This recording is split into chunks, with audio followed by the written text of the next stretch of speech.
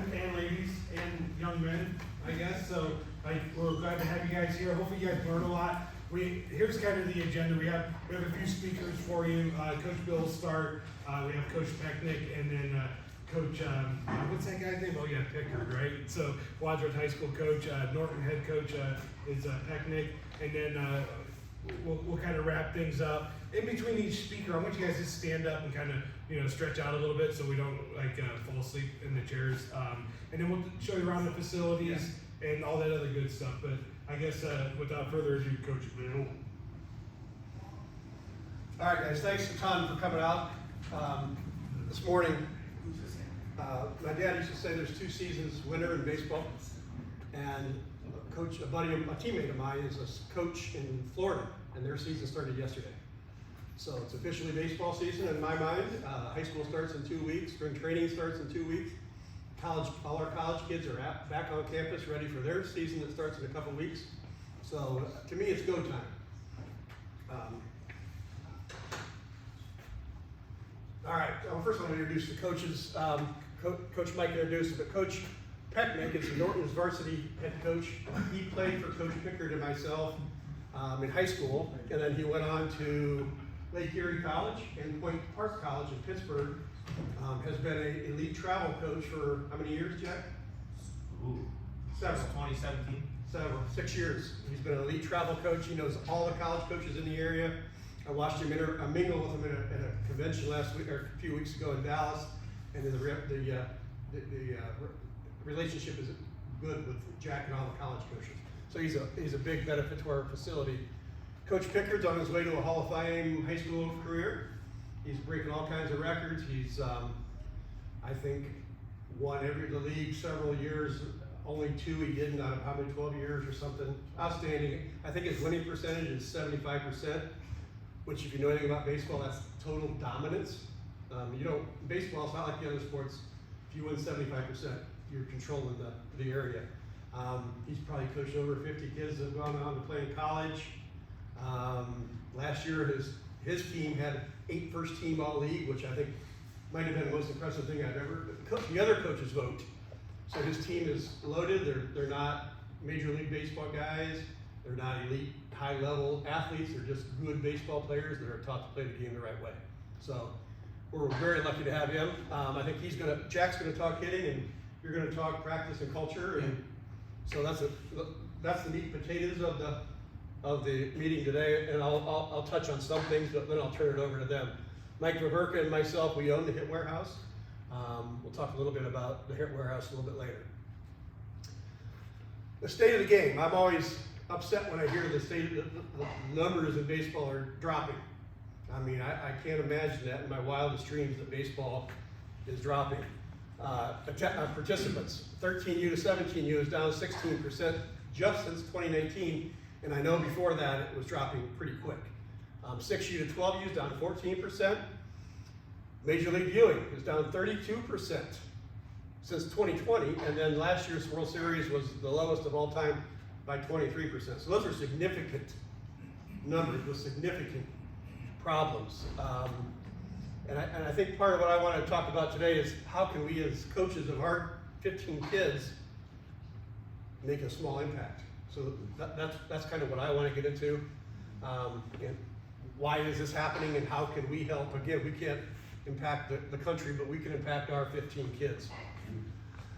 So these are some of the reasons, in my opinion, okay? The game's hard. So much failure creates lack of confidence, which creates parents and coaches yelling, which creates this cauldron of trouble. The round ball, the round bat, they say it's the hardest thing to do in all sports.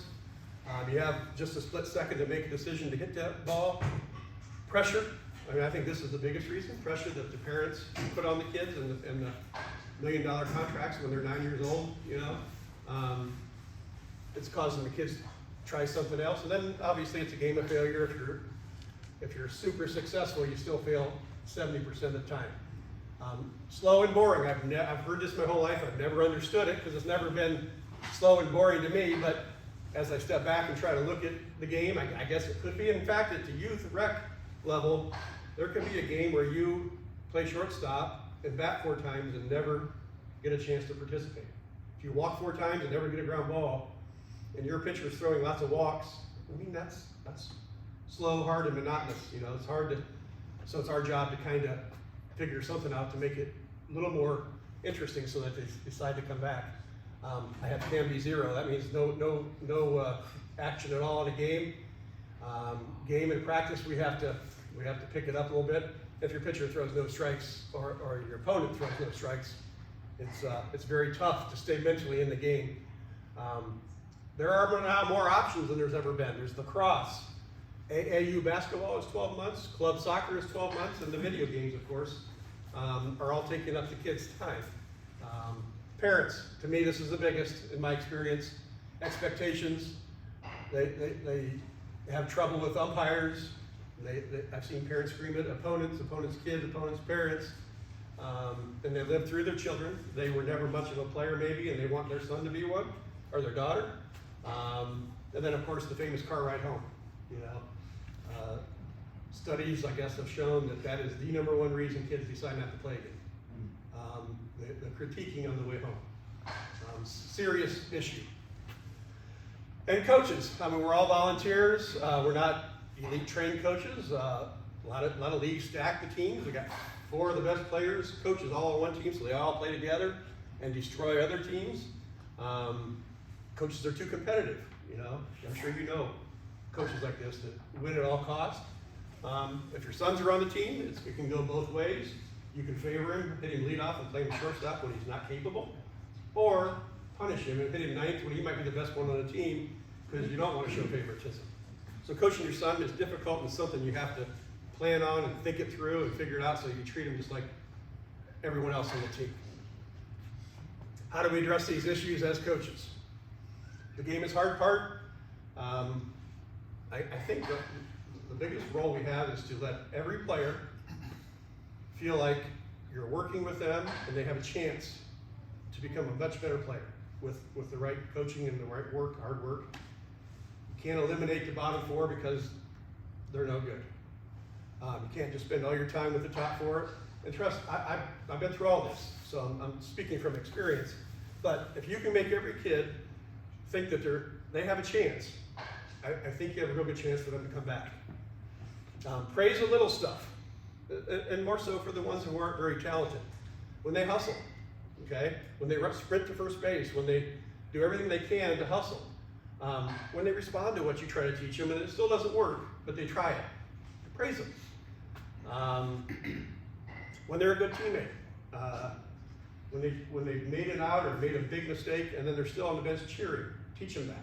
You know, let's practice that. Real quick story, we had a Akron Hughes College coach in here last year. He was talking about body language of a kid. Now that's college and you're a youth, but his story was he drove all the way to West Virginia to watch a catcher. And the catcher made a big out and with 1 out in the last inning, if I remember this right, and he was mad. He went back to the bench and he put his head down and maybe threw his helmet. I can't remember the whole story. The next guy with 2 outs hit a double to win the game. Everybody went out to cheer, but that guy, he stayed on the bench pissed. Okay? He got in his car and drove home.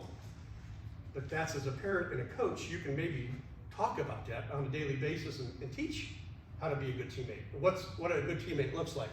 So I think that those are the things we can do to help. Make progress in their weaknesses. Every player has a few. You know, even your best player has a weakness. Your worst player might have trouble catching the ball.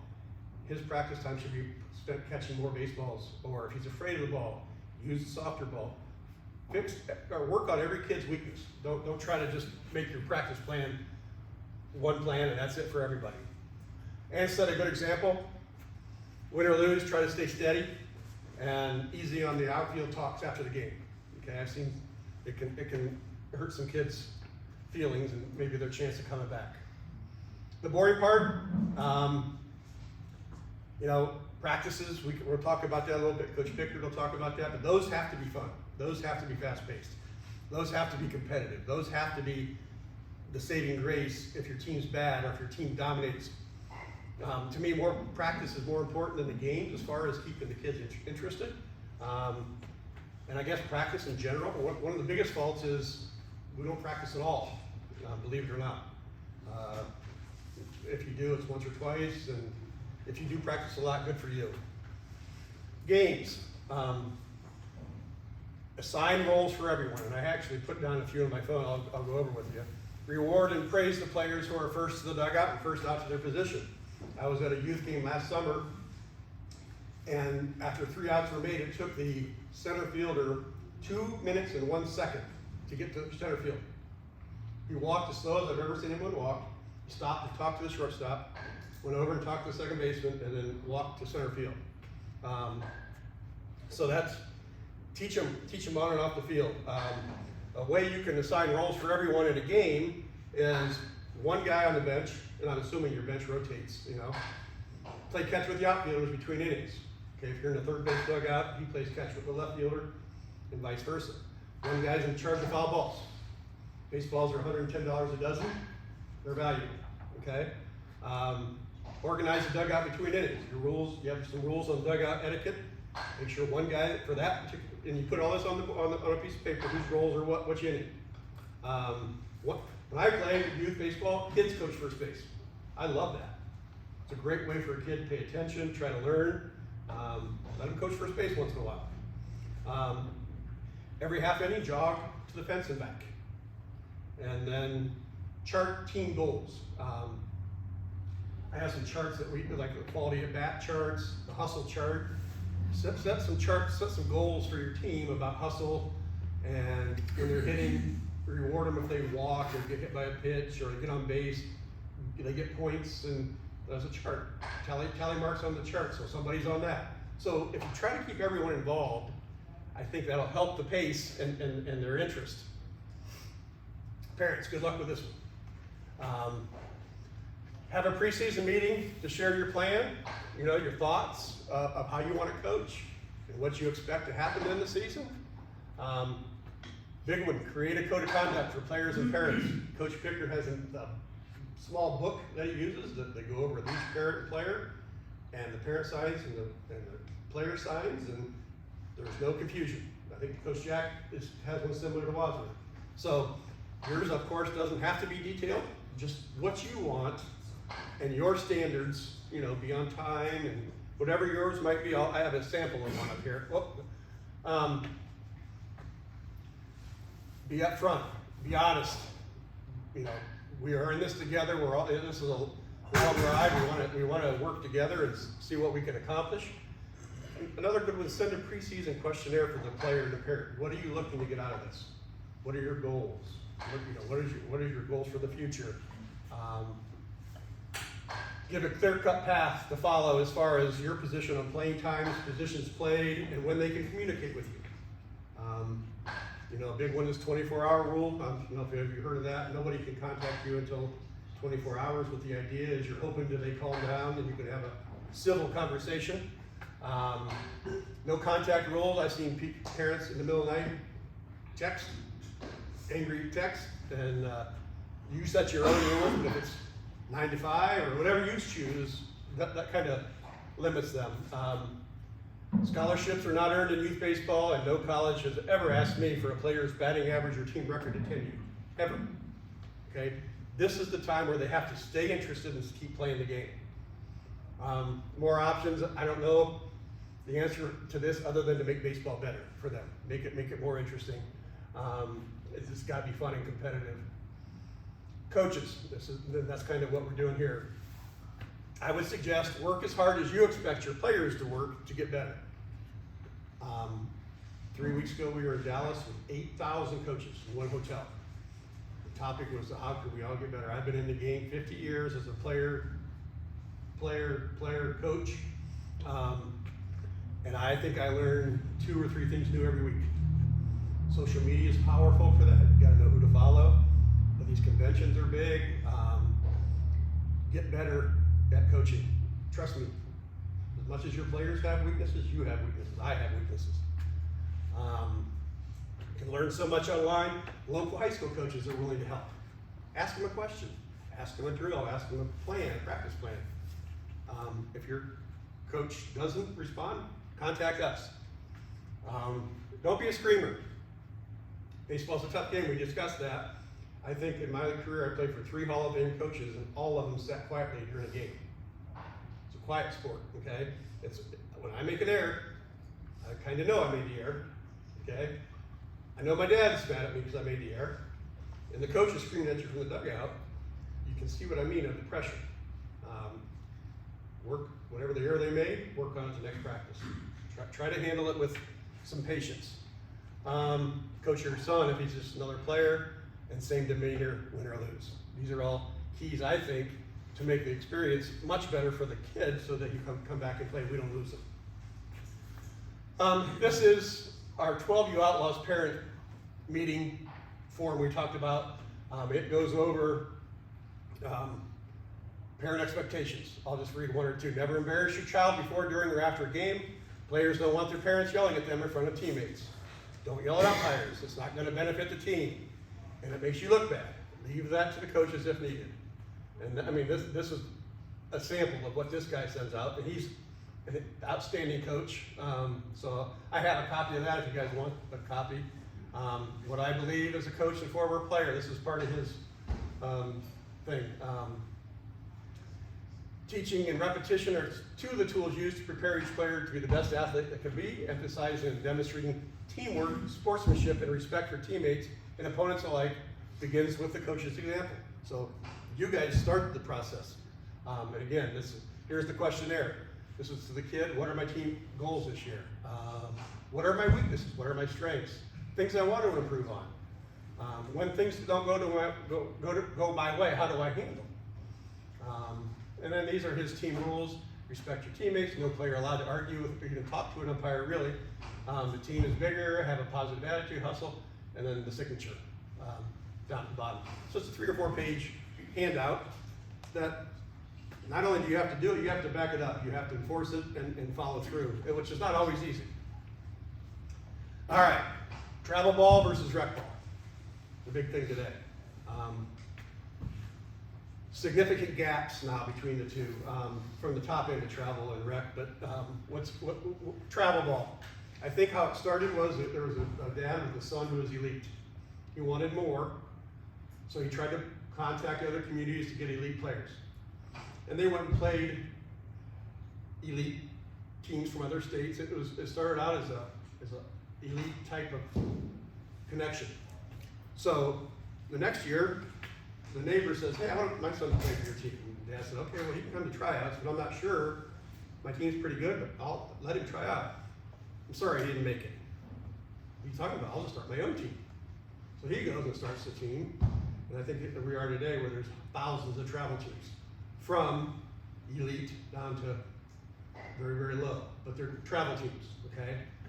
So I think that's how it all started. It's hurting rec ball, and the gap is becoming wider. Travel ball, some of the pros of travel ball at competition level. And maybe when you're older, 16 or 17, you might get scouted by a college. But again, that's not until you're 16 or 17. Tryouts, you might get cut. That's a risk. But that also ensures there's talented people on the roster. So that you'll be probably playing with better players, which should, in theory, make you better. The environment, when I played, I didn't like any of my opponents. I didn't want to talk to them, I didn't want to fraternize with them.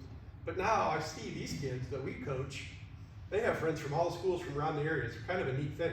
So there is a benefit to playing with other kids. They have lifelong friends. Families become friends because they travel and spend so much time together. So that is a benefit. And then it increases your chance at higher levels of baseball. I will say, travel kids make up most of varsity rosters. That is what it is. The cons, the costs, it can be, I've heard, $10,000 to $15,000 for the most expensive ones. The commitment, it can be 12 months a year and lots of travel. That's not for everybody. Tryouts, you might get cut. Environment, dads are paying $10,000 or $15,000, they expect success, okay? Think about it. You don't want to pay $10,000 or $15,000 and have your son not play much. And travel to Florida or to Cincinnati or to wherever. Burnout and specialization, that's an issue. I highly recommend multiple sports. During the other sports, you can still work on your hitting and places like this and continue to work, but at 8, 9, 10, 11, 12, I recommend at least another sport. And not enough practice. I said to a dad recently, he told me how much his son was struggling. I said, what did you do to practice? He said, well, how would we have time to practice? We played 81 games. And I said, well, that doesn't make much sense to me. Rec ball, the cost is affordable, and there are no cuts, and you play more innings and more positions. It's more of a friendly type, learning the whole game system. You get to play with your buddies, your hometown friends. The cons, it's a little less competitive, so your chances of improving at that young ages is less, but it's not vital. And here's something interesting Little League Baseball put out with less trained coaches. 95% of players that will return that play for a coach who has been trained in practice design and communication skills. 26% who play for an untrained coach don't return. So that goes back to what I'm telling you about learning to become better as a coach. Ask questions, get on the internet. How much does the ABCA cost, Mike? How much does it cost to be a member? Yeah. $85. $85 a year, the American Baseball Coaches Association. That was the clinic we went to in Dallas with 8,000 coaches. Everything is on there, from elite coaches, youth, hitting, pitching, defense, leadership, goal setting, $85, okay? That's ABCA, American Baseball. So don't be one of the 26%. And just like travel ball, not enough practice. I know my son played 1 year, and they had one practice all year. So what's missing in all this? Player development. Both sides don't practice. Both sides don't spend enough time on the skill progressions and learning how to catch and throw. It's amazing. The hit warehouse. I was coaching at Wadsworth, and this was started as Wadsworth Kids Development. We wanted our kids, we had heard for years, the incoming freshman class was national champs. We won 2 national championships. We'd get them on the field first day, we were so excited, and it looked like they had never played. So whatever tournament they were going to was easy to win, called themselves the national championships. They would win this tournament, and it'd take us 2 or 3 years to get them to the varsity level at the level we expected them to play. So we decided to come down to the youth and have our motto is practice twice as much as we play. We stuck to that for 8 years, even more so, more practices than games. Over the years, it's evolved into outside kids, it's grown. I think we do it affordable, we do it better than everyone else, we practice a lot, we have elite coaches in here. So the whole concept was player development. It's hard work, it's time, but that's kind of how this place got started. Finding trained coaches that are capable. That's we talk about. We win with people. Okay, we win with elite people, and I'm sitting here as elite people, and we have other college coaches and players in here that help. Development at youth and high school is very different. I don't think you want to train your 10-year-old like the seniors in here working.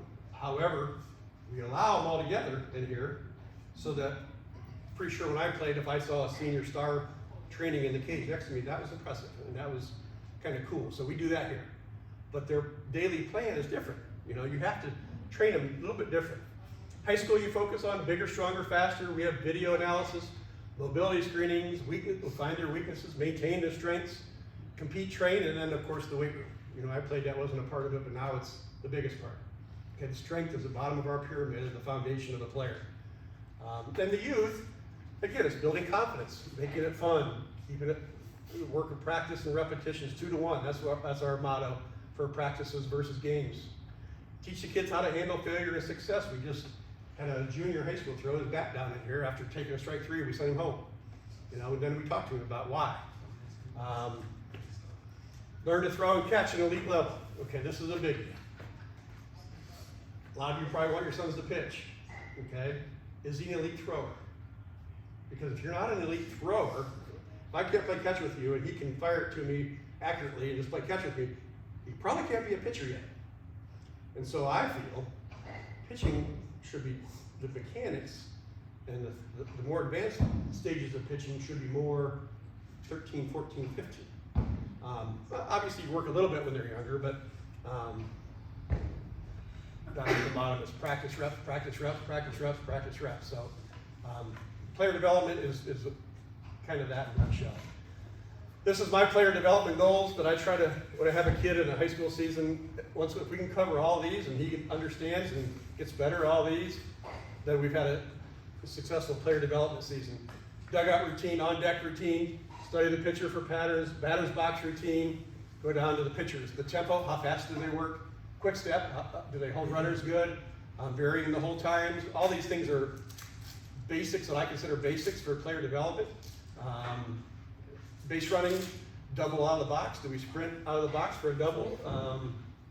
Bunting, never back to the pitcher, never in the air.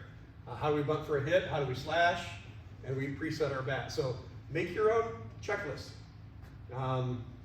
Doesn't have to be this, obviously, this advanced, but make it for hitting pitchers, catchers, infielders, outfielders, base running, and bunting. Make your 2 or 3 things in each one and make sure you cover all that. It's your own checklist. That's pretty much what I have for player development. These guys will give you more stuff, but these are some other things that I have just off the top of my head that might help. For youth practices, we do bucket throwing. I don't know if your team is like most youth teams, when 2 kids play catch, it's more chasing than it is, and then kids push throws because they want to be accurate. So we have a bucket of balls here with one line, a bucket of balls over there with another line, and 2 coaches. Kids pick out a bucket and they fire it to the coaches. So their throwing fundamentals are better, their trust is better, I think they become better throwers. Practice what happens in games. Don't spend your hour and a half working on rundowns. You might have 2 rundowns a year. Those are important, and it might impact the game, but work on it once, 10 minutes every other practice. Or try to think about what happens in a game and spend 80% of your practice doing that. Practice more. 4-base throwing is literally having a kid stand on each base and home plate and throw it around the horn and reverse it. And you can make it even more advanced than that, but believe it or not, that's a powerful way to get better hands, feet, arm. I have a friend who coaches college, and they led the country in hitting statistics, home runs, RBIs, doubles, one year, and they all graduated. So the next year, they became a small ball team. And for 1 hour every day, they did 4-base throwing, 1 hour. And they had variations to it, but he said, and they won just as many games because of defense. And he said that from now on, he's done it ever since. From now on, even with the power hitting teams, because the teams who can catch it and throw it win. You know, everybody works on hitting, nobody works on catching and throwing. Think about your kids, think about your team. They're not elite catching and throwing. That includes pitchers and catchers when you talk about pitching and throwing. Keep 10-minute rotations, keep it rotating. Every 10 minutes, their attention spans aren't great. Catch play, I have a handout for you. Instead of sending them out to the right field line, go warm up, give them 5 or 6 exercises that they work on with each other, or do the bucket throwing. And competitions, the kids love those in practice, so they love competitions. My favorite, and I always use this, and everybody's sick of me saying it, but if you want to send your kid to be a concert pianist, you don't send them just to concerts. Okay, my biggest thing is I can't wrap my head that nobody practices. She practices 2 to 5 hours every day, and then the advanced practice is 12 to 14 hours every day. So obviously you're not going to do that, but it's an example of practice to become good at a skill. I can't emphasize enough, practice more. Always work on base running. Is that the most undercoached skill in all the game? It's horrible at the high school varsity level. Kids don't know when to tag, they don't know the out situation. But this is just figure out the pattern they run around the bases. Use a cone or some paint or some chalk to get to their leadoff. So many kids are afraid to get off the base if your team leads off. Teach them the right distance. Teach them left, right, left shuffle. Teach them the leadoff way. And then this one is, the green is the front of the base that you hit when you're running through the base, and the yellow is when you're turning the corner to go to second base. Do these things. Do these kind of things at practice. This is our hit warehouse throwing routine that we do instead of sending them up to the right field line. We have 19 drills that they throw 5 throws each. It takes about 20 minutes, and they're sweating and they're better. Okay? Now make your own throwing routine. This is advanced. but you could do probably the first 5 or 6. To me, and I think you should set some non-negotiables for your team, things we don't discuss, and they're hard rules. 15-second rule. Has to get from your position back to the dugout, and after 3 outs from your dugout back to your position. You'll be amazed at how much the kids like it. Hard 90s, that's for you, it's probably hard 60s, 60 feet. Always run hard on the bases. Never talk to an umpire. There's no reason for a kid to ever talk to an umpire unless he's asking for the count or something, but never show emotion, never show bad body language. Be on time, be a great teammate, teach them what a great teammate is. Never throw your equipment, that's a biggie. Tuck in your shirt and wear a hat. That might be showing my age, but that's a huge one for me.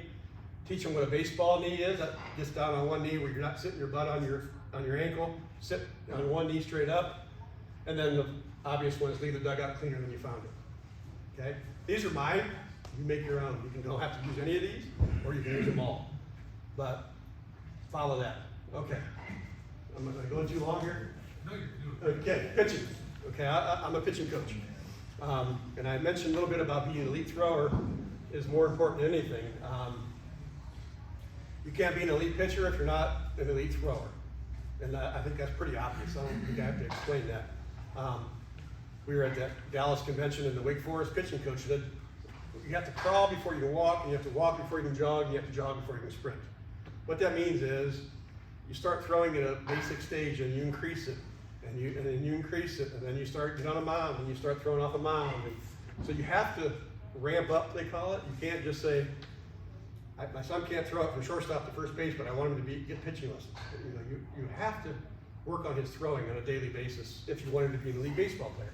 Again, high school baseball now is what college baseball was when I played. The game is doing this for the guys who commit. There are guys playing 12 months a year, and this is what they're doing. Okay? If you don't do that, it's going to be hard to have a chance at a high school varsity. And if you want to play college, if you say you want to play college, you have no options. Okay?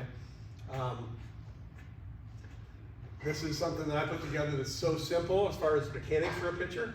The grip. 4-seam grip. If you're old enough, 2 fingers. If not, use 3 fingers. Same grip, same 4-seam grip.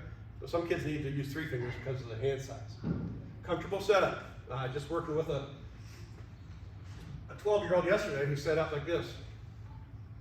Okay, that's so much tension and so much movement. And he's a good pitcher, but we just changed him to comfortable. It's a position where you can stand a long time comfortable. Level eyes, clear mind. Don't want to work on what Dad said about my elbow and my landing and my back leg. And if you pitch with like that, it's like swinging a golf club thinking about all that. It's impossible. Okay, so clear mind. Leg lift. Leg lift needs to be, hold on. Leg lift needs to be relaxed. Your toes should hang down because you're relaxed. If you're up here, there's tension here. Okay, just relax right here. And I call it dinner plate leg. I want to put my dinner plate on there. So this isn't enough, my dinner plate will fall off. And then here or higher is good. Okay? And then the down, out stride, or a capital L. For years we taught up, and up, down, and forward. Up, down, forward. Okay? So many kids up, swinging gait, everything's gone. Okay, no chance. That's got many names. I call it swinging gait. So capital L, if you can imagine, up, down, forward. And if you start off that up until 12 years old, when you get to be 13, 14, we'll work on maybe that we drift a little bit. The same concept, but start with the basics. Upper half split, the knees and the gloves attached by the string. Okay, upper half split is when the knees come down, you split. Okay, it's all rhythm, all practice. Connect the upper half and the lower half, that's together, and then you go forward and follow through. I mean, I can't emphasize enough how basic this needs to be, and you need to be an elite thrower for pitching. Okay. Another thing I think I have in another slide, try everybody. Because the guy you think can't pitch might throw it over the plate like this and pitch 6 innings of shutout baseball. Okay? I've seen it at the high school level. Throw strikes. I mean, that should be without saying. Pitching 101, work fast. Okay? Catch a ball, get on the round, throw it. Don't walk around, spend 8 or 10 seconds, and get on the rubber. The defense is cleaner when you do that. Umpires love it. And the hitter struggles. So many times when I pitched, the hitter had the coaches yelling, call time, slow him down, call time. So work fast, you know, and I think it helps everything. Throw strikes, as a coach, I don't think you need to yell, hey, come on, we need strikes. They know they need to be throwing strikes. 60% is a good number. If you chart pitches, at the end of the game, look at the number of percentage of strikes. I think you'll find if you throw 60 or more, you win. It's amazing, okay? Let everybody try, you might be surprised. Pitching debates, I'm almost finished here. Weight training, when I played, if you lifted weights, it was a taboo, you'll become restricted and be unable to throw. Now, if you look at Aroldis Chapman, he looks like Arnold Schwarzenegger. You know, all of them are lifting weights. Weighted balls and plyo balls are kind of the same thing. I don't know if you've seen them, they're just heavier than a baseball, they throw into a wall, or they throw to a catcher. My belief is they should be used for warm-ups. Never thrown over 80%, and just for a warm-up session before you go throw a real baseball. You can use plyo balls that are the same weight as a baseball and maybe 1 or 2 ounces heavier. I would never use the 1-pounder or the 2-pounder for anything, okay? It's kind of, that plyo balls and the weighted balls are becoming a monster. It takes an hour for starting pitchers to go through their whole process, and when we travel from Wadsworth to Hudson for a 4:30 game, we arrive at 4. The pitcher says, what do? I get ready. So you have to balance it a little bit, use it for a warm-up. And I recommend your kids trying it. And then there's pitch count. That's a big. At the high school level, I coached with Coach Pickard for 10 years or so. We never one pitch deviated from the MLB.com app. It's got, I think I have a picture of it here. This is for 9 and 10, 11 and 12. There's your daily max. Anything over that, you risk the injury. If you throw 1 to 20 pitches, you need 0 days rest for both. Looks like they're all the same for all. Everyone's the same. So if you throw 21 to 35 pitches, you can't pitch the next day. Okay? Follow this. You know, if nothing else, it gives you something you can tell the parents, look, I followed the strict rules of Major League Baseball. 3 days rest, and if you throw 66 or more, you need to rest 4 days. I know that's hard, it's tempting sometimes to put the guy back out there who had just thrown 45, and he's good. He's good. I don't know. Nobody knows what causes arm injuries. They've studied it, nobody knows. There's lots of guesses, but nobody knows. And I'll end with 3 quotes. I love quotes. Every player is different. Different talent, different emotions. Okay, that's a big one. Different maturity.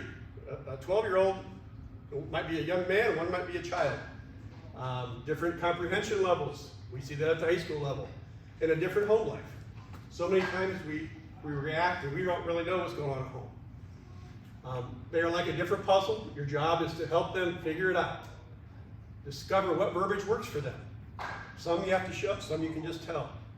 Show patience when they can't get it right away, and then most of all, no matter what their talent, help them develop some confidence, which means if they all end the season thinking they have a chance to get better, and they got better, and they want to come back, I think that's the key.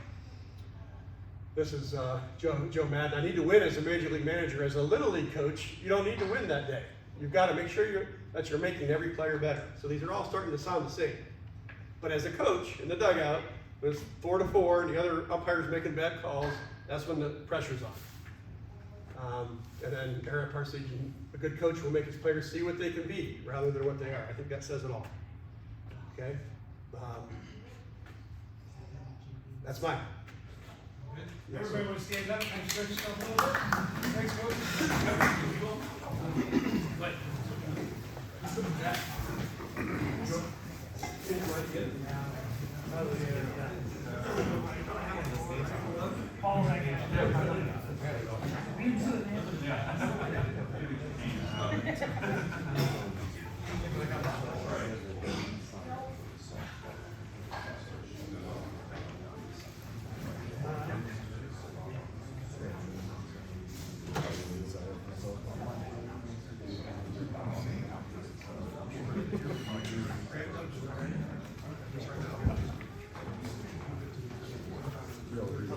Look at it.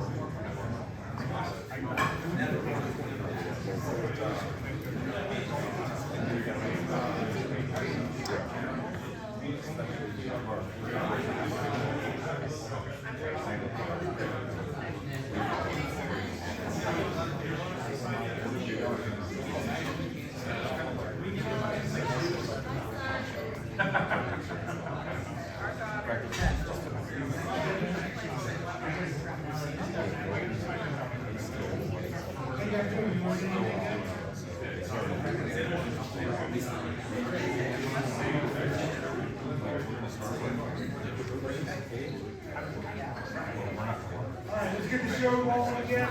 6 weeks or so. I want to keep everybody coming. Individuals to work on.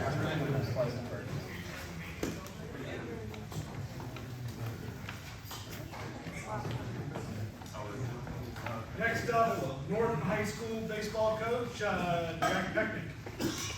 Coach. Thanks for coming out today. First off, I just want to say it's awesome to be able to do this with Coach Bill and Coach Pitt, because like 10 years ago, he had said I'd be doing a coaches clinic with my 2 high school coaches, with the community I grew up in and the community I teach and coach at now. It's pretty sweet. So thanks for the idea, and here we go. So I threw this on here, and I didn't throw this on here to like talk about myself. I threw this on here because I'm 29 years old. I've been a part of a lot of baseball teams, right? I've coached with a lot of coaches. I played for a lot of coaches. So it's kind of been interesting to try and mold my own, I don't want to call it hitting philosophy, but things I like as hitter, drills I use, how I coach, right? So been Norton, been working with Mike and Bill now for really 2 years. Was at Stowe for 2 years, was at Hoban for 2 years, was with the Longhorns for 5, played at Point Park, played at Lake Erie, played for Bill and Pitt. So a lot of baseball influences to kind of get me to my current way of coaching, all right? And then before that, even growing up, my dad coached at Hoban, my dad coached at Talmadge, so I was always in the dugout. So learned a lot from a lot of people. So quick stuff. So first off, before I get into it, I think Bo Bichette is the most underrated, least talked about, best hitter in baseball. Okay, 2021 he was a rookie. 2021, 2022 he was top 3 in hits. Last year he was like number 9. I think he was hurt for like a month. But granted, dude can swing, right? And he does a lot of good stuff that I like. Okay, so as we get into this, I even have 2 videos of him in here that I'll show you guys. He has 2 swings he even has. He has a regular swing, and he calls it a B swing, or coaches call it a B swing with 2 strikes. So we'll talk about Bo a little bit. But quick stuff. Balance, balance, balance. So for hitting, I think with youth kids, the biggest problem I've seen since I've been doing youth stuff with Coach Mike and Coach Bill here, because I've always done higher level kids, right? So 2 years ago was the first time I started doing youth. And right away I noticed, very rarely are they balanced, okay? You can't hit if you're not balanced. And whether that's, going through your swing, whether that's how you finish, whatever, okay? So we'll talk a little bit about that today. Can't be a good hitter without balance. Be on the balls of your feet, okay? Tell kids that. I think a lot of kids will kind of just be flat-footed or back on their heels or whatever it is in their stance and their load and everything like that. Grip. Notice this right away too, and I'm even noticing it with my high school kids at Norton. Blows my mind. So a lot of kids now, for some reason, like I remember when I grew up, it was always knocking knuckles, right? Get these knuckles in a line when you're holding back. Now if you watch a youth kid swing or some high school kid swing, they grab it like this, right? And they just grip it to death. But the thing is, you can't, like if you take a bat and hold it like this and you try and get some whip on it, you can't do it, right? So, what I've been trying to tell my kids at Norton even is make sure you got your knocking knuckles, however you want to explain it, however you want to hold it. But if you just sit here and do this with the bat, it's more whippy. You get more behind it than doing this, right? Not swinging an axe. So I think that's one of the biggest things I've seen that has maybe been lost in, I don't want to say lost in coaching youth, but I think it's just something that's a problem. I had one of my kids come coach with me 2 summers ago who was with me for 5 years in the summer, like get drafted this year. It's the first thing he noticed with my 15-year-olds in the summer. He goes, Peck, why are they holding the bat like that? I didn't even notice it. So it kind of opened my eyes. I started looking at it more. I think that's one of the biggest problems right now. You might think it's not that big of a deal, but that's just one of the things I noticed. Head, always making sure heads are staying level, right, through your whole swing. So if you're here, if you're doing this, if you're bopping it up and down with your load, right, hitting a baseball is hard, right? So if you're moving your head up and down, how are you going to see the baseball? Okay, so keeping that still head. Again, I'll show some videos. Bo Bichette's head never moves, right? If it's an outside low pitch, it has a little bit of a dip, but granted, his head is staying level the whole time. Stance with a lot of kids, I would say, I'm not a cookie cutter coach, but especially with little kids, I would say making sure that their stance is good and ready to go. Their toes are going the same direction, right? They're not kind of all over the place. They're not staying like this. They're not staying like this. Just making sure they have a good, strong base. Their stance is good, and then you can build that foundation and go from there. Okay, and I'll talk about it a little bit today. Like, again, I'm not a cookie cutter coach. I think every kid is their own kid and their own swing. But again, that's that foundation. Contact point, good visual here with Bichette, right? Palm up, palm down at point of contact. All right, again, easy way to do that, to get there, is if you have your knuckles, right? You're not gonna get to a palm up, palm down if you're gripping it like this, right? It's gonna be a mess. So again, throw those knuckles in there, palm up, palm down, at point of contact. I ask all my kids this. I'm gonna ask, I guess I can be a little, I can ask you guys questions. Does anybody know where you get your power from in a swing? Hips, hands, back foot. Okay, it's like I'm asking my husband because they just start yelling stuff out. It's great, I like it. But barrel? Speed. Okay, so, and I always explain this to my kids. So you guys watch superhero movies, right? And you watch how they make it. They put those the lines on people, they hang them from the ceilings, and they float them all around, right? If I were to do that to every single one of you and give you a baseball bat, and I throw a baseball at you, no one in here would hit the ball. Why not? Because you're not grounded, right? Your power to baseball swing comes from the ground. If you're not using the ground, you can't swing, right? So a lot of these drills I'm going to talk about today is ways to use the ground, use your lower half, and then everything else follows through with it, okay? And it's funny, I ask my Norton kids, I ask my Longhorn kids, I ask Canes kids, hey, where's your power come from? Hips, hands, blah, blah, blah, blah, blah. No, it's the ground. If I were to hang you from the ceiling, you couldn't hit a baseball. You might, wouldn't go far, right? It's just like, everything we do, right, is all on the ground. It's the only thing we got, all right? And then another question I always ask is, when does the swing start? Which is another interesting one. And I'm sure everyone in here, we have 30 people, we might have 20 different answers, okay? Great way to look at it is once, and whatever your load is, whatever a kid's load is, whether they're a leg kicker, whether they're just a heel lifter, whether they're open and they come closed, right? Whatever they do, and whatever a baseball swing is, it starts when that heel on your front side hits the ground.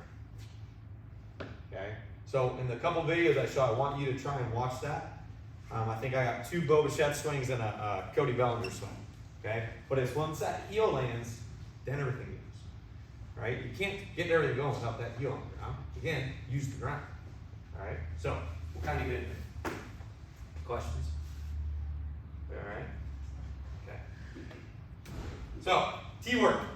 Alright, guys, I know, like, youth, kids hate the tee.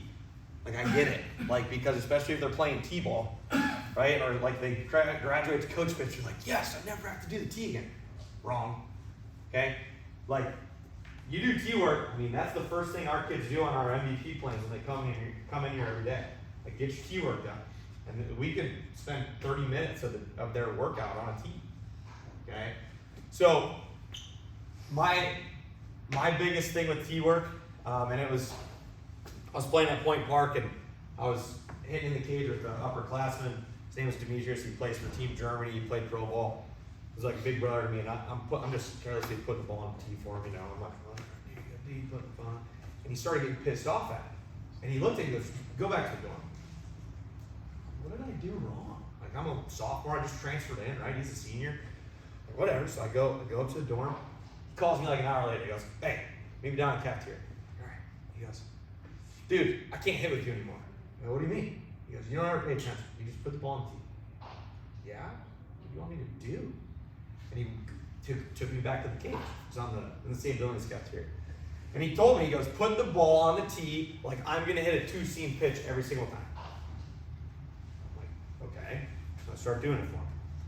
And if the thought process, and I've done it ever since, is if you put the ball on the tee like a two-seam, whether you're lefty or righty, if you visualize, and you can have kids do this, visualize hitting that inside seam, you can help eliminate a lot of issues. So if you visualize hitting that inside seam every single time on that tee, right? You're keeping your hands inside the ball, right? You're not wrapping around it, okay? So just a visual thing that I like to tell people. It works for me. Kids that I coach enjoy it or like it too. I notice a difference, okay? People are visual. So always put it on a two-seam. Even if you're playing like a t-ball game, put a two-seam. Delegate it inside seam, okay? If possible, if you're doing tee work, have a plate, okay? You might ask why. I think if a kid just sees a tee, right, they walk up to it, they get ready, they're like, okay, and they start swinging. But each kid has their stance in terms of where the plate is, right? So if you say, "Hey, work an outside pitch on a tee," they're going to be like, "Huh?"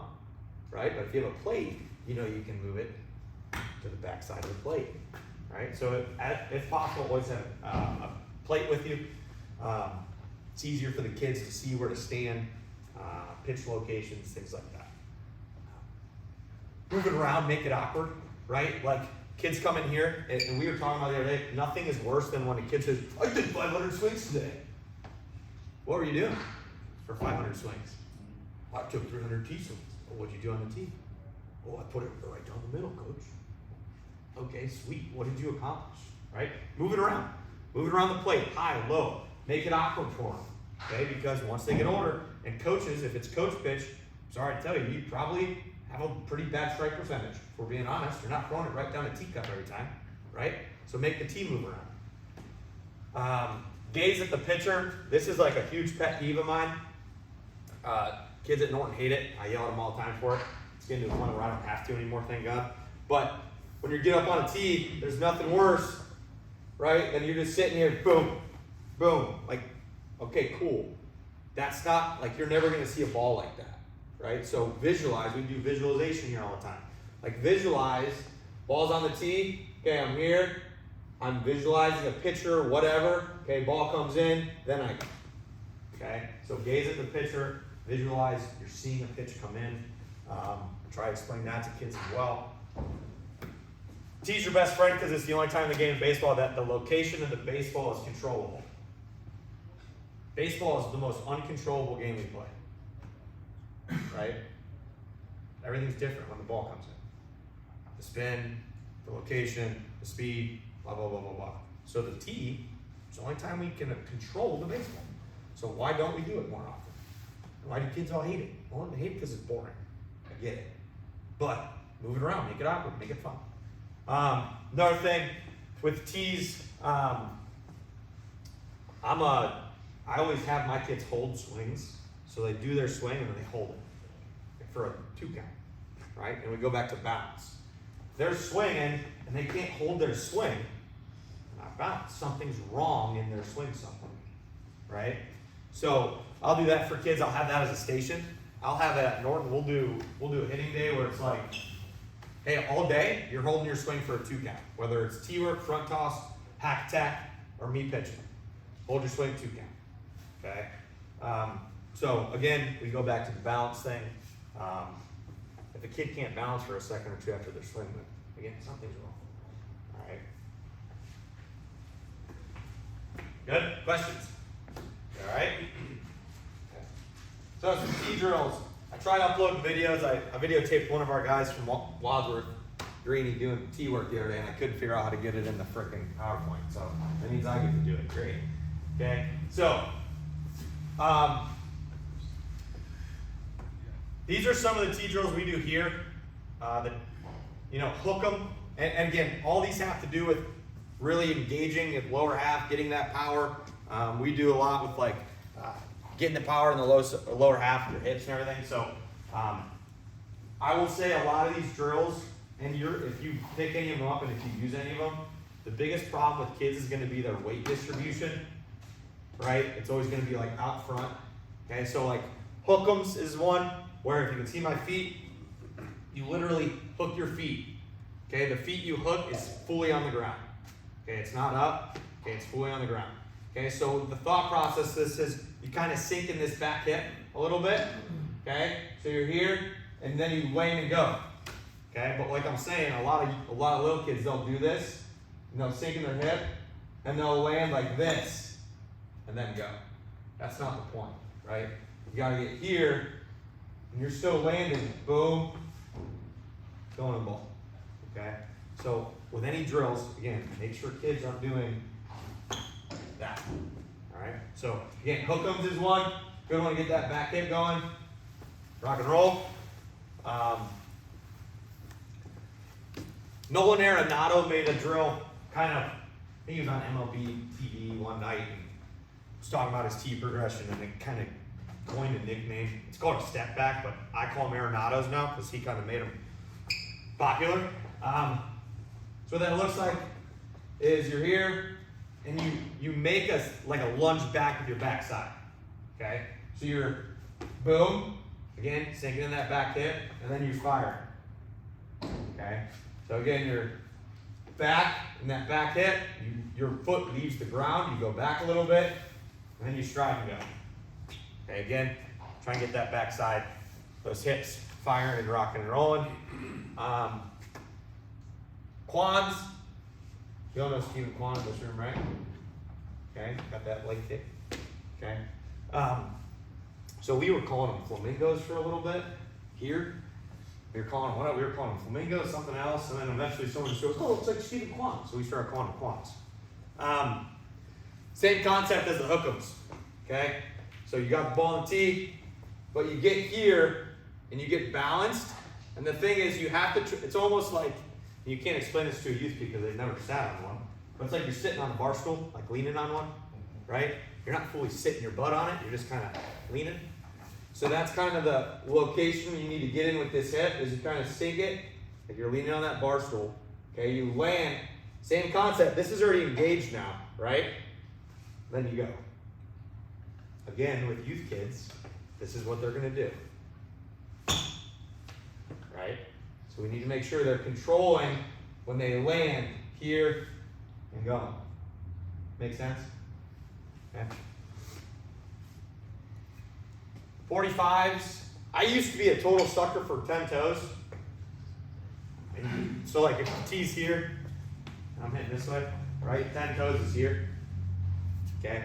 But I saw a video I think it was at ABCA down in Dallas. It blew my mind because the guy was like, why do we do that? We're teaching kids to follow here, right? So why not do 45 degrees instead of my full 10 toes, right? So 45 here, and the plate is 45 degrees. So visually speaking, you can just have the kid line up the plate, right? Then they're here, again, getting this back hip, kind of getting that torque going through, right? Here.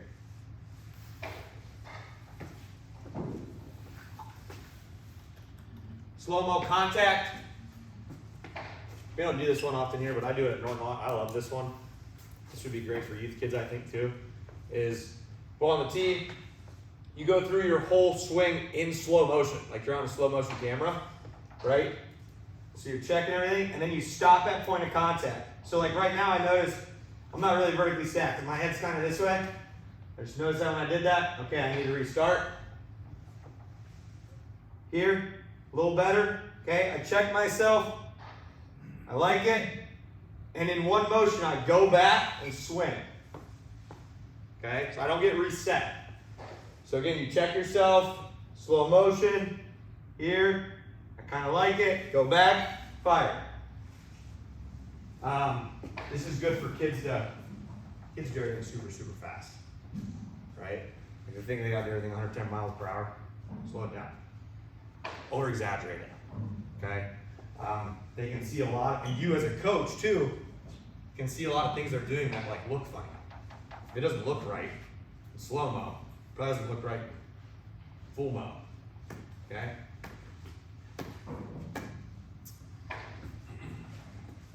PVC pipe. Yeah, sure. That'd be great.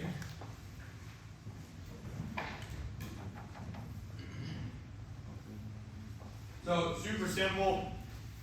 I think, especially with youth kids, and you can do it either. You can do it front or behind. But a lot of kids struggle with their stride. Okay, so you can put it in front of their feet. So when they stride, you make sure you're staying on the PVC pipe. Okay, if they're a step inner, if they're a step outer, put it behind them. Same thing, right? You use a bat, you could use PVC pipe. We had a kid in here, so we had the machine set up over here, I think it was yesterday or 2 days ago. And it was curveballs, right? And we had 16, 17, 18-year-olds in here hitting curveballs, and that was it. That was it. That was their station, right? We got an 11-year-old that comes in. I'm like, Coach Bill, what are we doing? What are we doing, Graham? I'm throwing him in the curveball machine. I go, okay. He's 8. He's 8? Yeah. Well, gosh, that makes it even better, right? So he's 8, and I'm like, okay, right? We got freaking, I don't know, we got Ethan Green in there from Wadsworth, who's, you know, he's going to Tri-C, his ball's 105 miles an hour, right? I'm like, okay, here we go, Graham, get in there, man. He goes, okay. Got in there, and he's hitting baseballs. He's hitting them like crazy. I'm like, this is freaking sweet, I'm pumped up. But I noticed that he kept doing this. Because the curveball was coming, and he got a little scared, so he was stepping out, right? So the PVC pipe would have been good for him to put right on his backside, because if he stepped out, then he could see it, all right? So like, right now I'm trying to help coach my nephew he's 11 in Georgia. So like my brother will send me videos, and like I'm trying to do it like virtually, and that's the first thing I noticed with him, is he steps in a lot, right? So I told my brother, go buy a PVC pipe, put it in front of his feet, right? Make sure that you can't do that.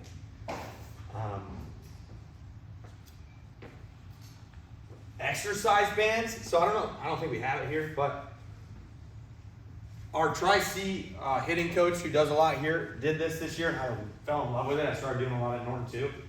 To stop kids from doing that, like in those drills, or even a high front side load, is he'll put, you guys know those stretch bands, like exercise bands? He'll put it on a kid's hip, and then have a kid behind him hold it. Like, you can't go forward, right? It's super uncomfortable, but it's gonna give that kid that like, oh shoot, I can't lean forward at all. My buddy's back here yanking on that band, right? So it's gonna make them stay back a little bit more. I started doing it with one of my Norton kids, and in 3 weeks, it's changed his swing already. It's awesome.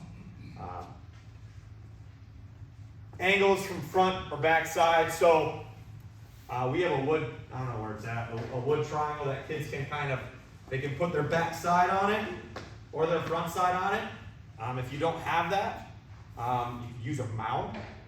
Just have a kid step back on a mound, and then that's with their back side, or you can do it the other way. Again, just trying to make sure, and either way, you're trying to make sure their hips are going, they're not leaking on that front side, everything like that. So I just threw a crap ton at you on that slide. Yeah, this. Thanks, coach.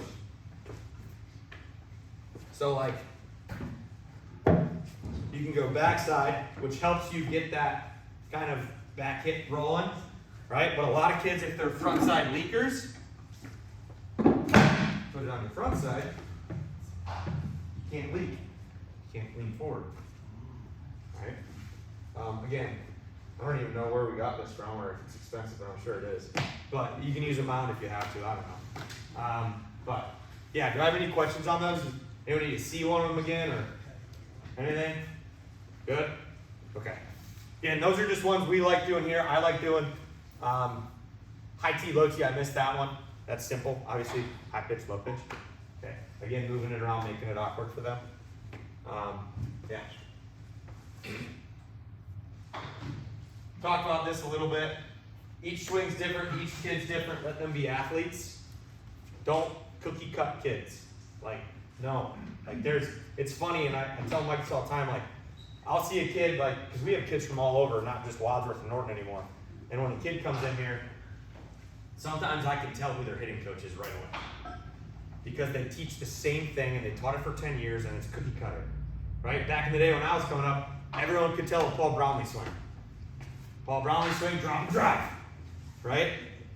Mazzarelli, he's here, he teaches all his kids, right here, big long strides in. Right? Like, you can just tell. Don't be that guy. Let your kid just be an athlete, go from there, build that foundation.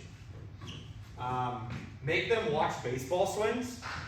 I don't think that I think too many kids don't watch baseball anymore. It's kind of going what Coach Bill said. Like, make them watch swings. Like, I don't know, I'm kind of a nerd. Like, I'll go on YouTube and you guys see it. I'll just watch slow-mo swings, see what I like, right? Make them watch their own swings. You all have smartphones, you all have iPhones. It's like your best friend right now. Throw it on there. Hey man, and you can scroll it and slow it down, right? Show them the video. I think it helps kids too when they see themselves. That's just my take on that. Don't clone your hitters and players. Again, don't be cookie cutter. Energy. I think hitting you have to have fun, make it fun, be loud, and compete.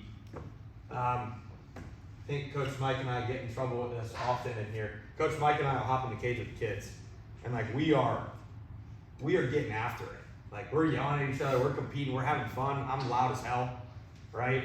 Like if you just go and if you're a youth coach, you're like, all right guys, get on the tee today. Here we go. Here's the ball. All right, here's front post. Right? Like come on. Like we want kids to keep playing baseball. Let's have some freaking fun, right? Have some enthusiasm in your voice. If not, go home. Find someone else to do it, right? Have fun. I'm a big energy guy. That's how I am. Let's see if these work. Come on. All right, sweet. Maybe. Oh no. Coach Mike. There it is. Got it. No. Come on. What a buzzkill. Yeah. Yeah. Why'd you mess that up? It's not letting me press play. That ain't gonna work because that's not up to. Bring energy. I mean, come on. I can freaking throw Bo Bichette in here. I'm all pumped up. I even embedded it and everything. Yes, I tested out the HDMI cord. All right, fine. Maybe pivoting. You know what? Did not. Energy guy, not a big Yeah, tech guy. not a big tech guy, huh? Man, what a buzzkill. All right, well, could do that. Are you connected to the internet? Of course.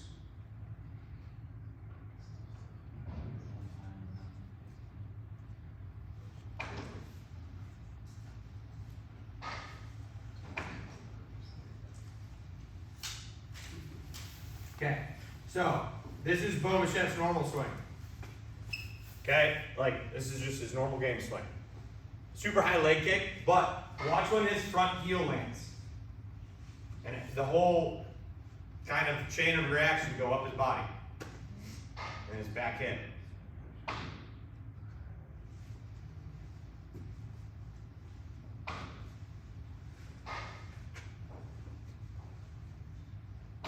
Heel land, go. Yeah, I mean, this guy the last 2 years is 180, 193, and 195 hits a year. Like, dude gets after it. I want to try and find, real quick, and then I don't have to find the third one.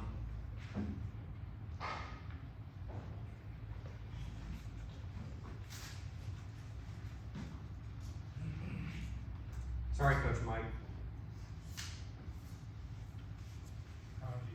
How do you spell his last name? Bichette.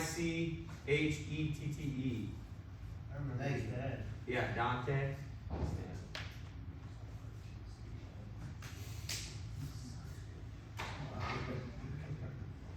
think this is it. Nope. Alright, maybe not. But his B swing, all he does is a heel lift with 2 strikes. And it's freaking awesome because everything else stays the same. Here it is.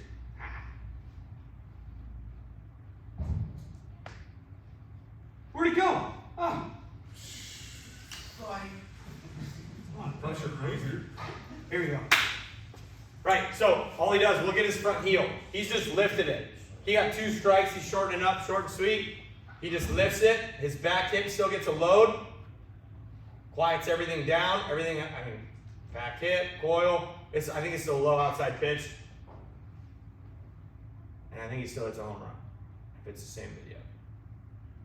Yeah. Right? So again, he changes what he's doing on his front side with it, but everything else beyond that's going to be consistent. So again, don't be cookie cutter. Doesn't matter what you start and what you do, it matters where you get to. Right? If you're here, that's all that matters. Is that Chris Bryant? No thanks. Don't like him. Alright. Some quick other stuff here. Stiff front side. So I think a lot of young kids, when they swing, they'll follow through like this, right? And that front knee will be bent a little bit, okay? That should be locked out. A little, like, it doesn't have to be fully locked out, but a little bit, right? Like, Griffey, Bellinger, J-Ram, right? All 3 very different types of hitters. All 3 different, shoot, Griffey, 90s, right? So everything's a little different about these guys, but again, grab that front leg, lock out a little bit. So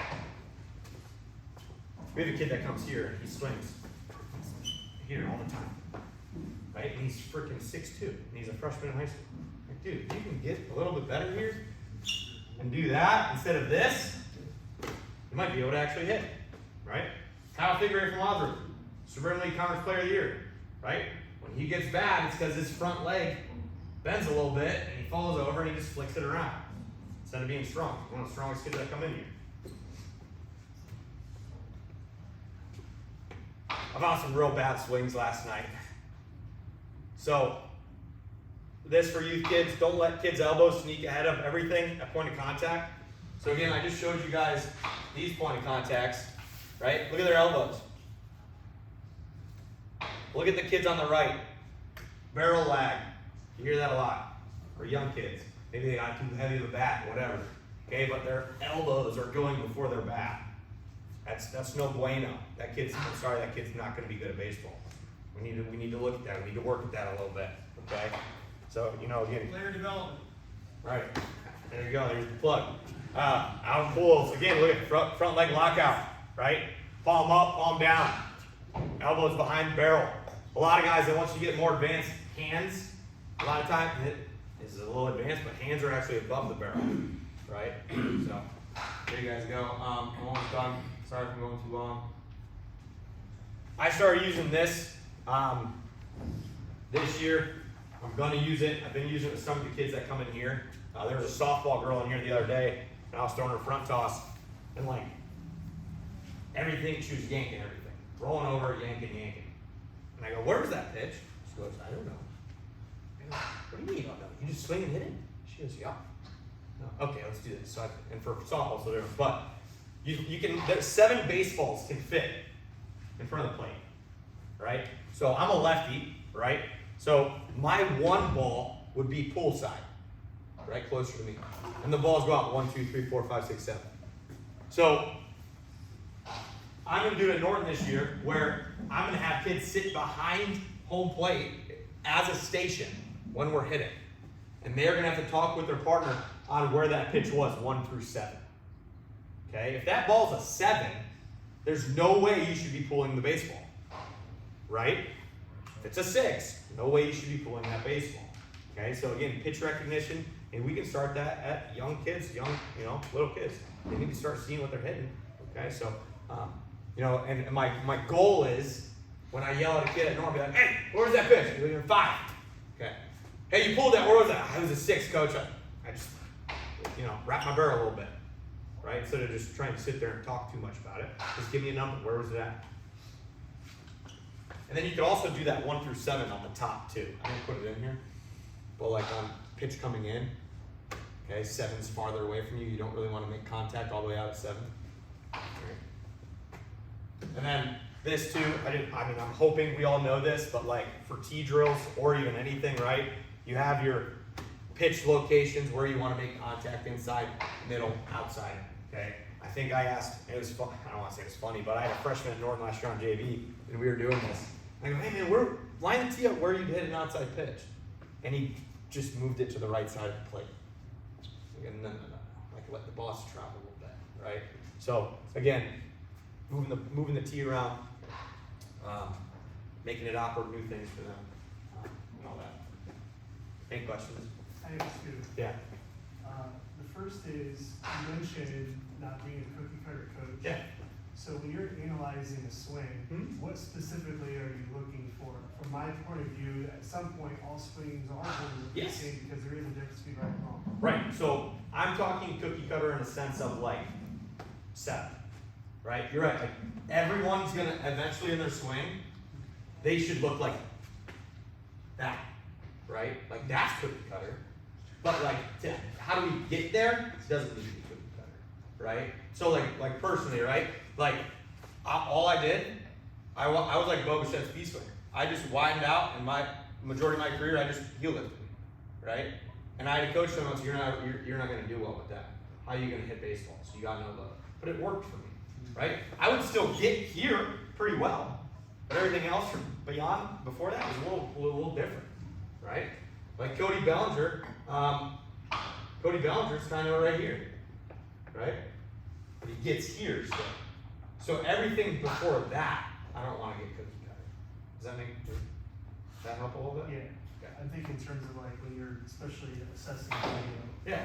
like, okay, we're going to give this kid freedom to keep doing what he's doing versus here's where we do need to be, So Well, if they're getting there and here, then they're good. I'm just talking like pre-sales. My other question, could you speak into the dynamic between with interest in coaching and parents, like teaching their kids certain philosophies that you know are definitively wrong? For example, swing down versus swing up. How do you coach them appropriately? Coach the Panthers. I almost say you don't, you can't. I mean, as a coach, it's hard for me if a kid comes to me and says, this is what my dad tells me to do. I'm not gonna, morally, I'm not gonna be like, don't listen to your dad. Right? Like, I can't do it. Right, like I can't do it. That's kind of, I don't know, it's tough. It's one of those things, and that's why I like this setting, right? Like, and Mike and Bill have done an awesome job. Like when we have kids in here, like no parent, like parents are very rarely, if at all, allowed to get on that turf. Because we don't want that to happen. And like sometimes it will. A kid will come out and talk to his dad. And like me and Mike and Bill eventually are like, well, there goes what we just told him for the last 20 minutes. So it's, but again, I'm not going to tell a kid not to listen to that. Would you recommend including that in some way in your preseason meeting, like letting your parents know this is how I coach, Yeah, this is how I 100%. teach, and then what you do on your own is kind of Yeah. And if you have any questions or you want to collaborate, yeah, that's a tough one. Can I jump in on Oh, yeah. that? And I've done this, Jack played for me since my first year. And it's not just parents, but all of you come from different organizations. When we get a kid in high school, sometimes we don't get them all year round. We have opportunities. Sometimes I won't see a kid till tryouts. And all of a sudden, he's been working with, like Coach Peck said, all these different guys. I've got a month to get him ready. I don't have time to change his swing at that point. So when you talk about not being cookie cutter, it's like look for a few things you want to do really well, and then it comes down to ability. You're not going to take, because all our guys go to different organizations. We don't have, they're paying a ton of money for a guy to tell him this is how you should do it. And then he comes in, and, I mean, technically I'm working for free, coaching these guys in their mind. And so you can't change everybody at once, right? You can't make everybody the same. So really isolating and finding a couple different things that you can focus on. I like to focus, and you talked about a little bit that timing. Be on time. There's a lot of ways to get there, and I can't change it all now. And if I do, sometimes you come in thinking you're hitting really well, and if I come in right away and say, do it this way, it's better, it might mess you up because you're like, wait a minute, I felt really good, now I did this way, and I had success right away, now I'm messed up. So focus on, sometimes it's just timing and balance. Sometimes it's this and that, but every kid's different. So it's really just like Coach said, find a couple real basic things, harp on that, and then build from that. It depends how long you have it. Because you don't want to get in that argument. You don't want to get in that argument, It's like, I'm not going to sit here and tell you your dad's telling you wrong, your summer coach is telling you wrong, your hitting instructor's telling you wrong. It's like, maybe I'm telling you what I'm saying doesn't resonate with you, but something else did. So that's, I think, a lot what you meant by coaching. Another problem I've seen throughout the years of coaching is there's the shoulder drop. Whenever a kid gets up and just automatically does this. I mean, I've had kids that I've been able to correct through the years, but not everyone's stuck. Have you ever seen that? Or what drills can you really focus on to do high T? Yeah, high T. High T's one, because if they're dropping, your T's gonna be destroyed in 5 swings, and you're gonna have to go buy a new one. Another one besides high T is we already have this is what, $3? Like everybody can invest $3 in your player because there's a 1,000 different things you can do with the PVC pipe, and you can help players understand and manipulate their body properly too, right? So they can understand how everything works. So if we have a player that's dipping down, right, who's coming into swing underneath here, we're in a negative 45-degree bat angle, right? The bat's going down like this, but we want to get them on plane. Use the PVC pipe at the end of their swing, just like this, and have them coming through here and just hit the top. They can't drop down here and hit that top, right? So that it just instantly corrects their patterns, right? So there's different things you can do with this that can really benefit your players and all the other things. Does that make sense, Lee? Yeah, absolutely. Cool. How you think? All right, let's do 5. Let's do a quick 5 before pickups, right? Everybody got kind of stretch real quick. Stall and kicker. Stall and kicker. This guy's still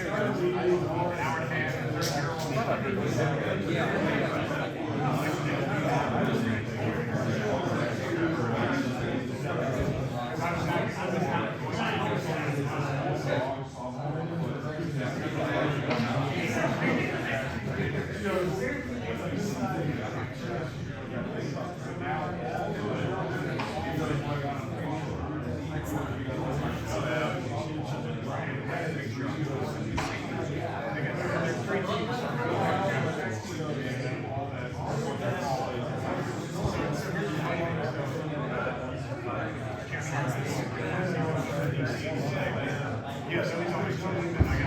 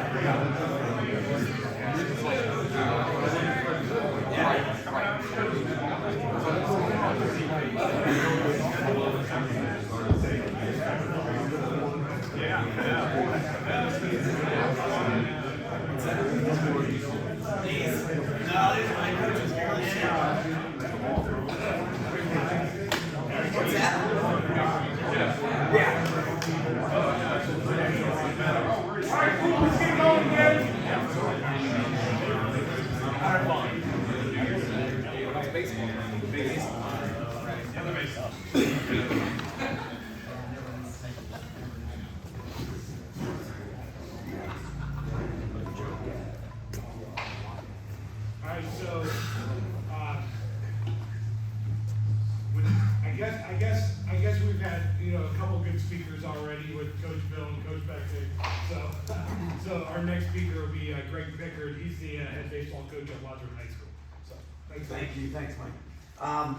Thanks for coming out. Thanks for giving me the opportunity to come in. Thanks to Hit Warehouse. Always very cool, when Coach Gerhard asked me to speak, of course I do that. But he mentioned some of the success we've had in our program at Wadsworth, and I would be a fool to say that that's all me. I've had Coach Gerhard with me and Coach Shanker for a long time. Two amazing guys and pitching coaches.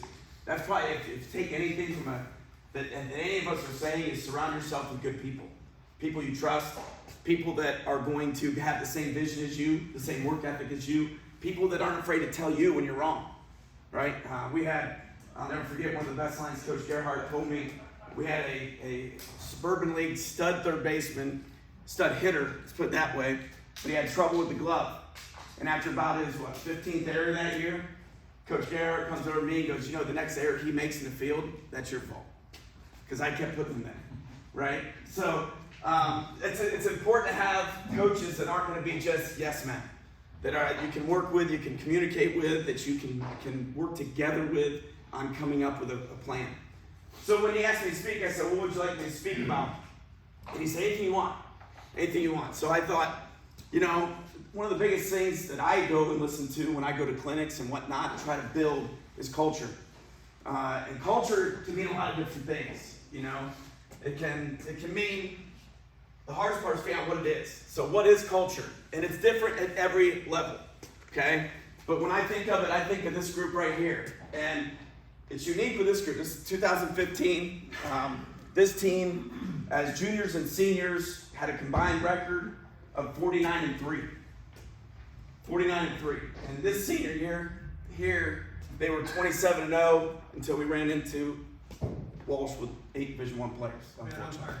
Bad umpiring too. It depends who you ask. Either way. Maybe the best team to ever come through Wadsworth, in my opinion. But it wasn't just their junior and senior year when they did all the winning. Their sophomore year, Jack was a senior. And when I took over in 2012, Wadsworth we were not very good. We had not had much success in a while. And I honestly was arrogant enough to think, I'm going to go in and I'm going to change it. I'm going to make them do things I want to do and blah, blah, blah. You know, I was going to be the difference to make it change, right? I got Coach Gerhardt to come in as a pitching coach. We're perfect.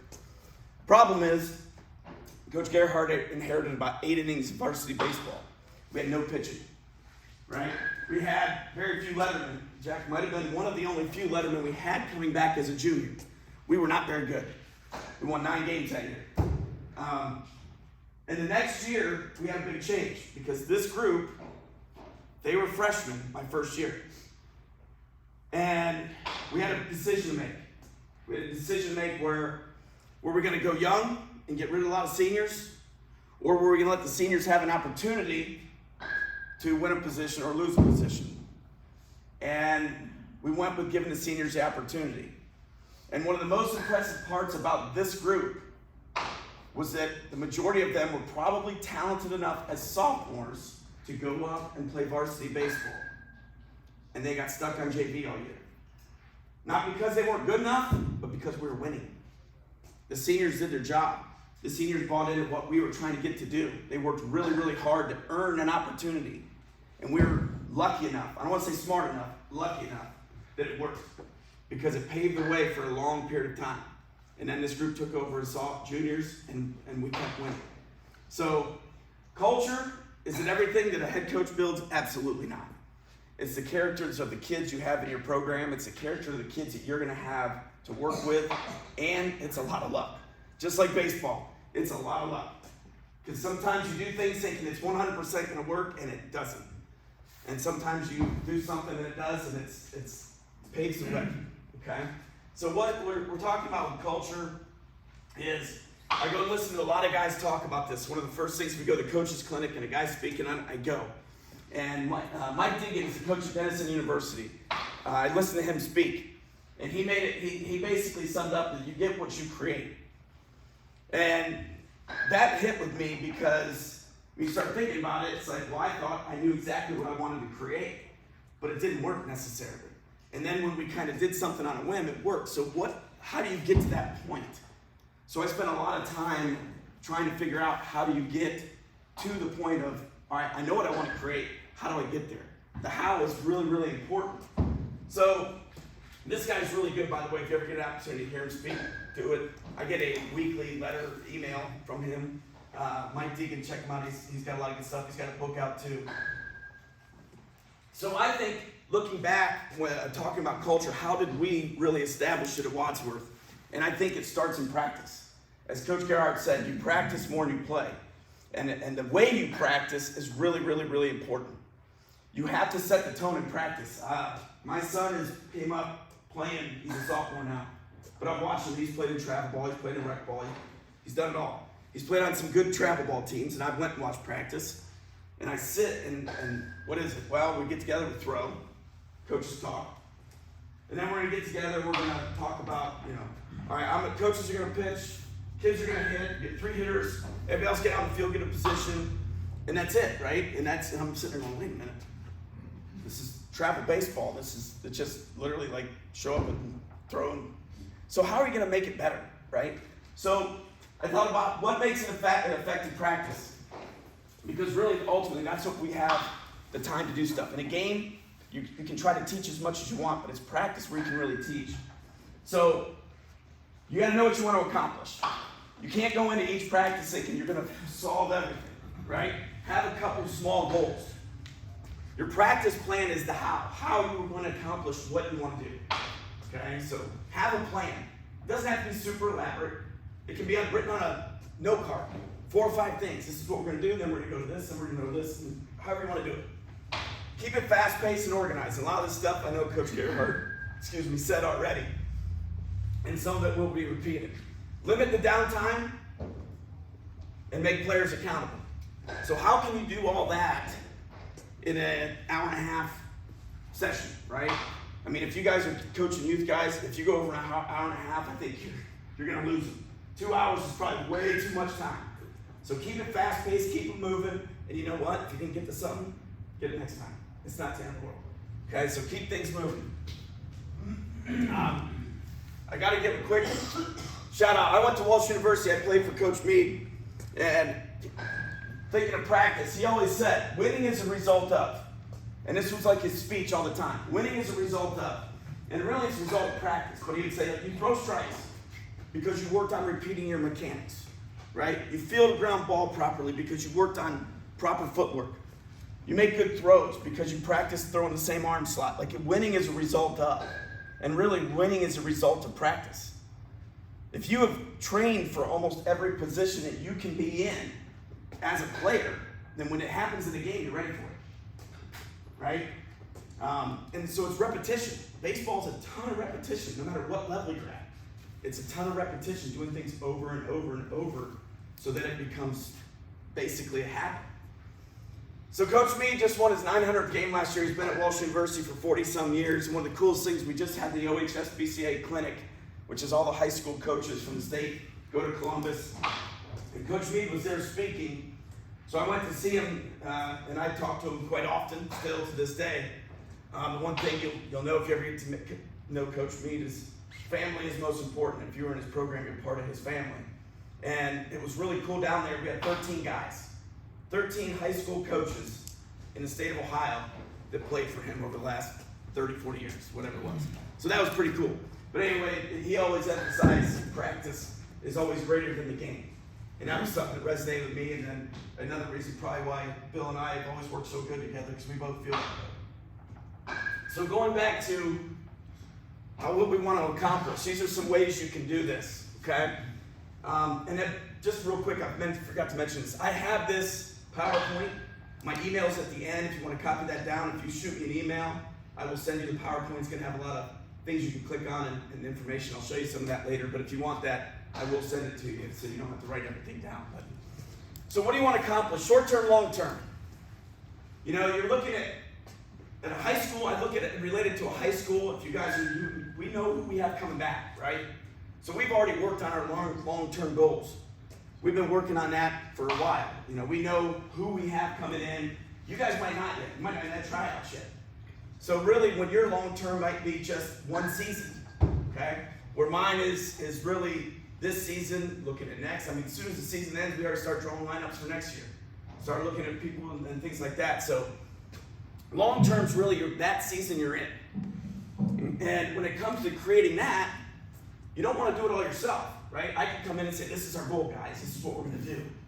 But if you guys don't believe it, it doesn't matter.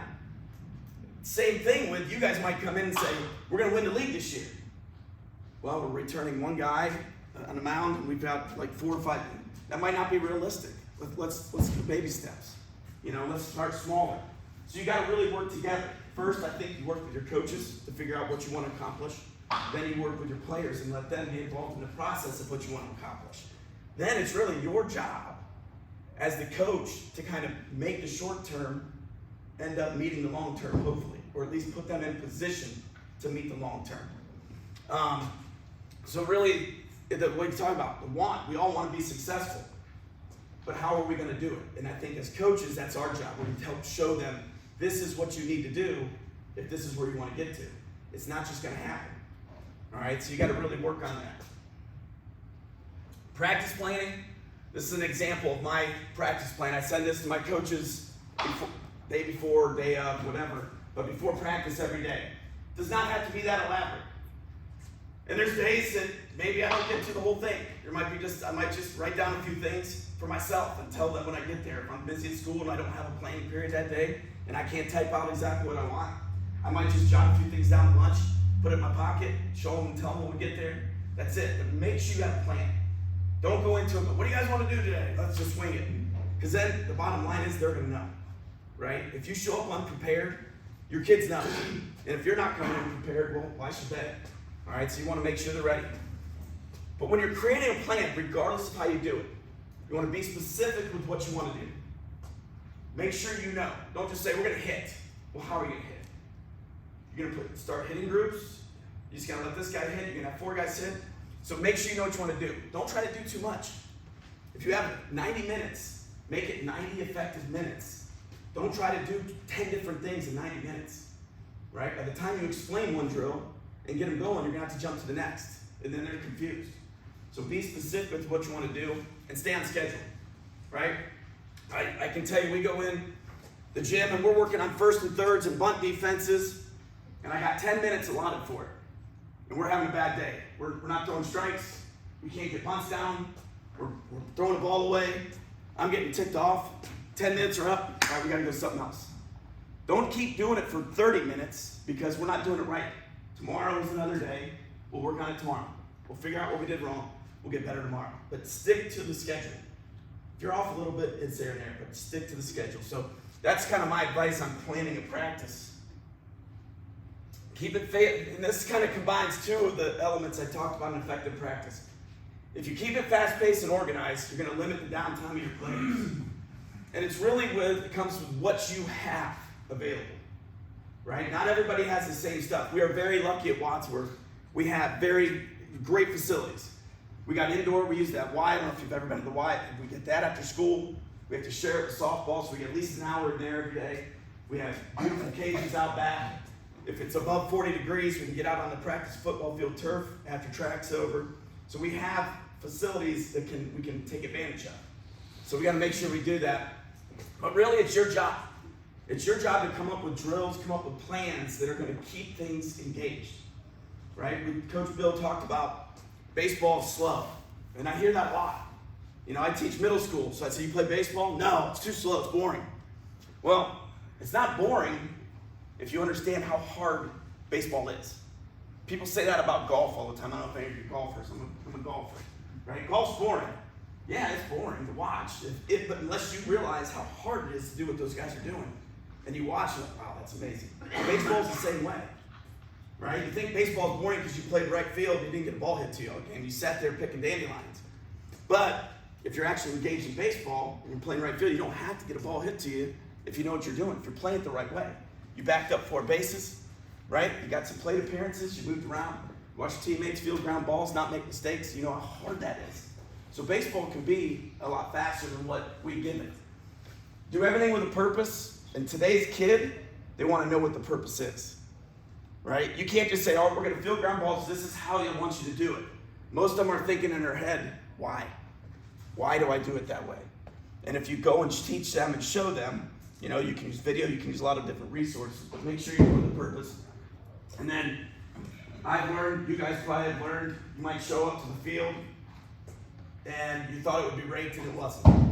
Or, you know, you got little Jimmy on the mound today throwing and mom brings him 20 minutes late to practice, right? You know, we run in and we're supposed to be in the field house and all of a sudden Coach Booth needs the court because he's got a tournament game tonight. So 30 minutes of my practice, I don't have the field house that I thought I had all day. So you got to be able to adjust on the fly. Got to be able to adjust on the fly, whether it's just being able to make adjustments practice-wise, whether it's having a few drills that you can go to right away. Maybe it's not even baseball that day. Maybe it's like, all right, we're going to play dodgeball, whatever. But keep them engaged in what's going on. Don't just sit and go, well, we got to wait 20 minutes, guys. Just chill out, you know. Be able to adjust. And make the most of what you have. Like I said, don't make limited space. I hear that all the time. When I used to do a lot of youth clinics, when we were trying to start Little League here years and years ago, and the coaches all said, well, we only got one field. So what? Do you need a baseball field to actually play baseball? How much of it is on dirt? Doesn't have to be any, you know. Find a grass field, find a parking lot. I mean, before we had the facilities we had, we'd be out in a gravel parking lot hitting ground balls with machine balls to get guys outside and throwing. Like, you have to make adjustments, and having not enough space can't be an excuse, right? They would complain, you know, I got 2 kids on my team that can't play catch. They can't catch a baseball, it's dangerous. Well, how many coaches? We have 4 coaches. Well, take turns playing catch. Maybe they don't need to go play shortstop today. Put them out in right field and just play catch with them. Let them teach them at least the right way. Don't just complain that they're there, right? So you gotta really, as coaches, can't make excuses, because the only thing then you're showing your kids it's okay, right? And that's one thing we cannot do in baseball is make excuses. And then have effective drills. Whether it's being creative and making the drill super fun, giving rewards for winners and things like that. And the biggest thing I've learned for sure, don't think you know everything. There are so many resources that you can use, whether it's clinics like this, go on the internet, Google it, search it. YouTube has tons of videos. You know, you want to try to find credible ones, but there's college coaches all over the country that if you Google a certain thing, you can find drills that they do and put on there for free. And books, there's tons of books you can read about baseball. Just be creative, use your resources, and use other coaches, really. You know, my door's always open. Shoot me an email, give me a call, whatever you need. I will do what I can. And I know these guys are probably the same way. So always take advantage of things that you have when it comes to that. These are some examples of drills that we do in practice that I feel really emphasize, you know, what I've been talking about. Full, fast-paced, live drills. Throwing routine, Coach Bill showed you an example of that. So all of these, and I don't dare want to hit them right now because of the technology thing, but if you click on all these, it'll come up. So like our throwing routine we do every day, it's more than just like short. It's like we get into position stuff, like, so we're fielding ground balls, we're throwing across, we're throwing, everything we do is with a purpose. It's not just show up and play catch. They have a routine that they do every single day, whether we're inside, outside, doesn't matter. So if you click on that, it'll pop up, okay? And it'll show you what it is. 4-base running is a drill we do often. We use it for conditioning and base running. And as Coach said, we get guys that play on these elite travel teams, and they can't run bases. And you think, well, run bases, how hard is it? It's like, all right, if you hit a ball in the outfield, you should know to run round first base, right? We see them run straight to first base and do a 90. You're like, what are you doing? How long does it take? You shouldn't be doing that right now. But that's what they're doing. Kids, when they get there, go, hit and run. What's hit and run? One of the best kid that we had come through baseball. He started as a freshman. First day of BP, we go hit and run. He waits. I'm like, what are you doing? I'm waiting for him to hit, and I run. You think that's funny, but you're like, holy crap, this kid's gonna start varsity for us. He's a stud, but he doesn't know what a hit and run is. Never assume. That's one thing. Never assume. Our chaos drill is something that we've kind of evolved over the years. Chaos, if you can pull it up, it's all infield drill. You need multiple kids doing it. 3 pitchers, and it's literally, I get a bucket of balls, and as fast as my fat butt can swing it back, I'm going first base, second base, pitcher, shortstop, third, and everybody's doing, there's balls flying everywhere. It's kind of dangerous until you get used to it. But it's really effective because it's fast paced, and you have no time to make a mistake. And we'll do a whole bucket, and then however many errors we do, we'll run, right? We made 8 errors, we're gonna run 8 sprints, go, boom, and then we'll get back and try it again.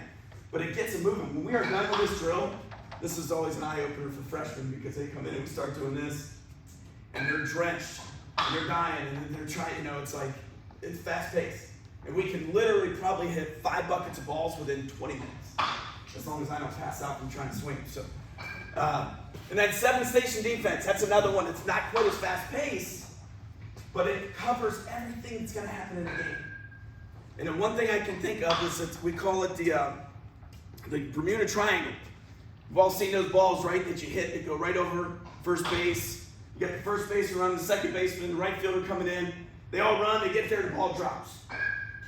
Right? It happens. It happens. And you're like, oh gosh, but it always happens at the worst time. And all of a sudden you just lost a game because a ball that 3 guys could have caught fell. Right? It works on that on both lines. It works on, so it takes 7 stations, it takes about 25 minutes, 30 minutes, and you're gonna get almost every defensive situation you can be in, and it works every position on the field. So it's a really good one to pull up that you can see. And then our bunt scrimmage. Our bunt scrimmage, you know, we talk about, we do stuff live. So our bunt scrimmage is pretty cool. We put it in place, and there's a whole point system, and our seniors divide up and they pick teams. And we start at 6 a.m. Saturday morning inside, and we get the mound out there, we got pitchers, and it's full bore live. We're throwing live baseballs, don't tell the why. We throw live baseballs, and we're bunting in every situation. And it gets pretty competitive because a losing team does a workout that is not very enjoyable. So it gets pretty competitive when we're doing it. But this is a picture of Jack Schnauzer.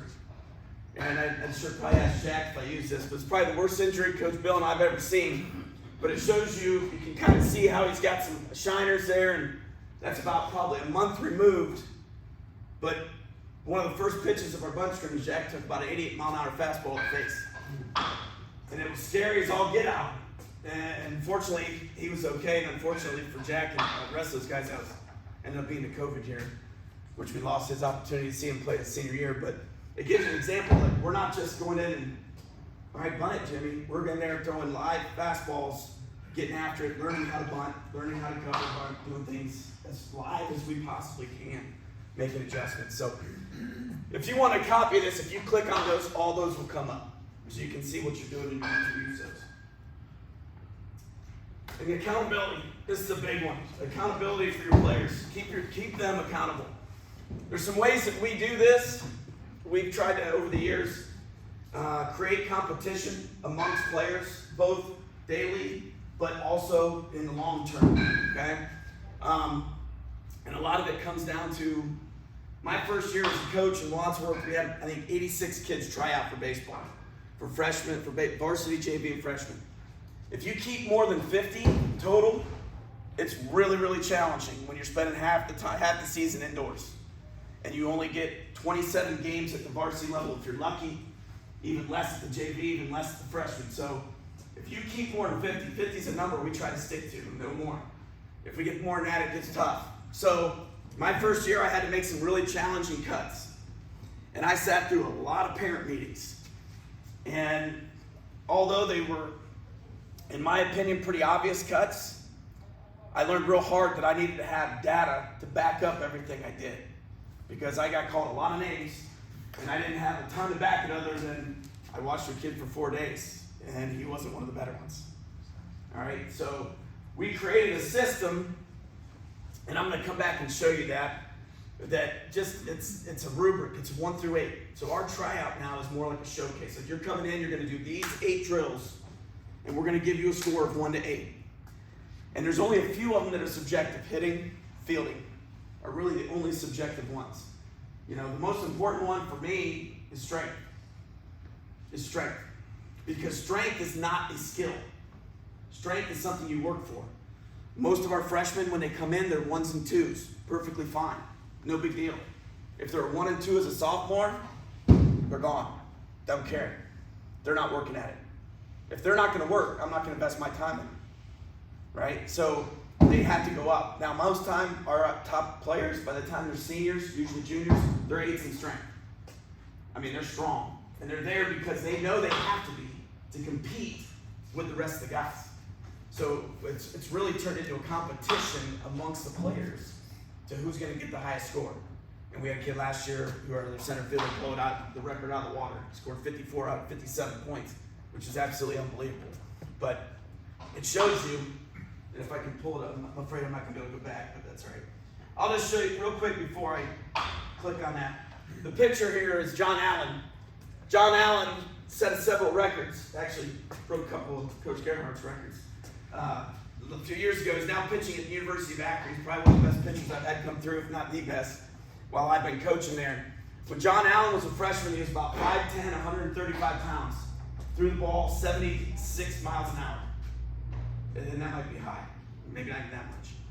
By the time John Allen was a senior, he was 6'1", probably 200 pounds, throwing 88.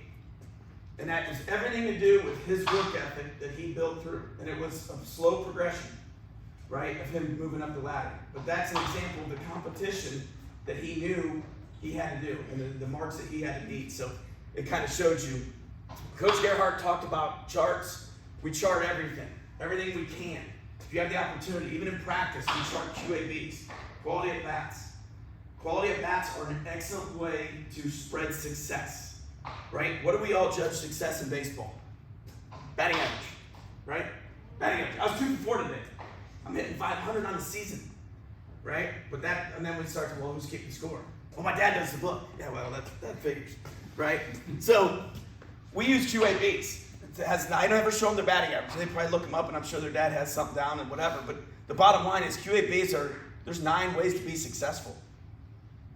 It gives more guys opportunities. And I think, honestly, QABs is what my second season when we had success.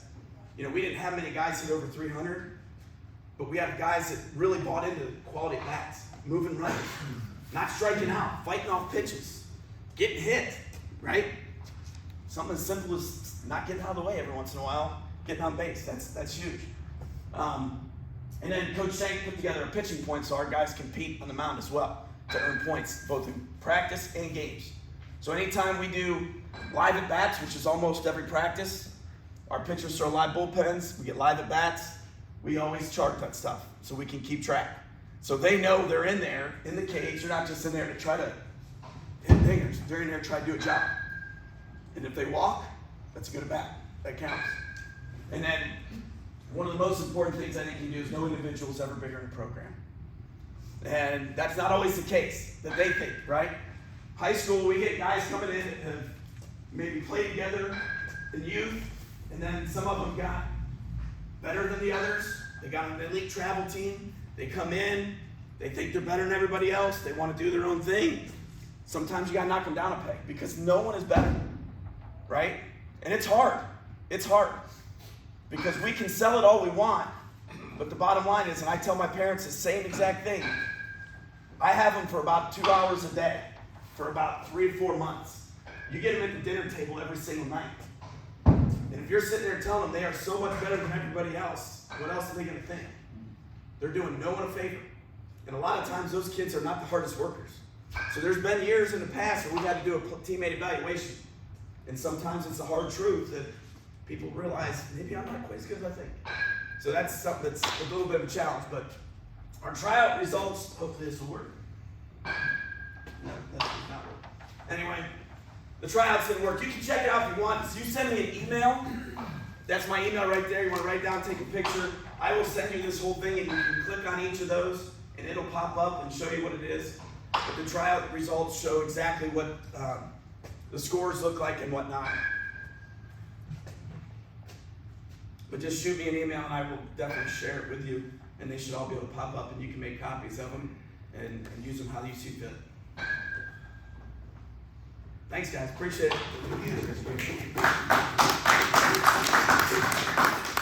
Thanks, Coach. No problem. All right, so I'm going to talk just for a few minutes, and then we're going to walk around. I'm going to show you guys a little bit about what we do here, what we're about here, and why we do coaches clinics and, you know, try to partner with the communities and stuff like that. So basically, though, what I heard these guys talk about, like, first off, all 3 of those guys came in, and I'm so grateful for them that they're a part of this organization one way or another. Coach Pickard doesn't do anything other than support us here, right? And it's tough because we have a bunch of his high school players that work out here. So if there's too many of them, like at the same time, then he could be in trouble for that. So like he just can't be here all the time. But he's a mastermind of preparation. I mean, he did put together a presentation for you guys that's easily seen, easily read, and concise is tremendous. So thanks for that, Coach. Coach Pecknick at Norton, he is a part of our facility. He's our travel baseball coordinator. He's working with our MVP members on a daily basis, and he put together a tremendous presentation, and he prepared for it, right? Coach Bill is our partner here at the facility, right? And he put together a tremendous presentation, and he prepared for it. So I'm thankful for you guys and the time that you guys did, to do this for our community and stuff like that. But the key is preparation, right? So now you guys are here as coaches, obviously, because you want to prepare too, right? And you want to find out how to help the kids get better.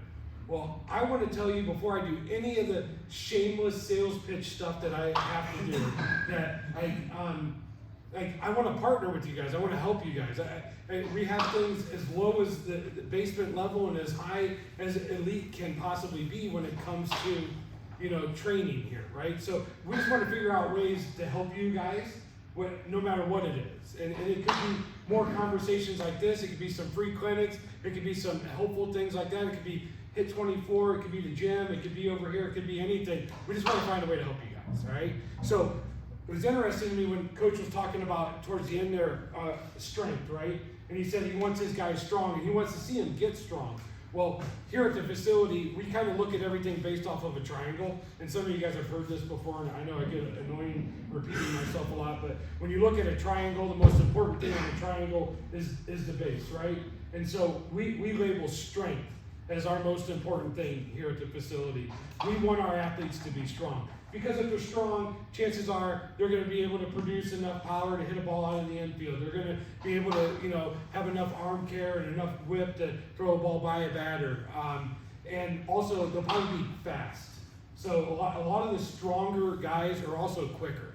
And we don't use strength as get as strong as you can and as bulky as you can, but like get strong. Like be strong in the legs and your arms and your back and be able to jump high, be able to run fast and all that stuff. So then as you move up the triangle, the next thing would be having a daily plan. So they plan for this process, they plan for their speaking engagement today. We want to have a plan for our athletes. So when our athletes come in the building, I will show you what they see here in 1 second. I had it all set up for you, and it couldn't figure Sorry. out how to work it. 'Cause Technology's not my strength.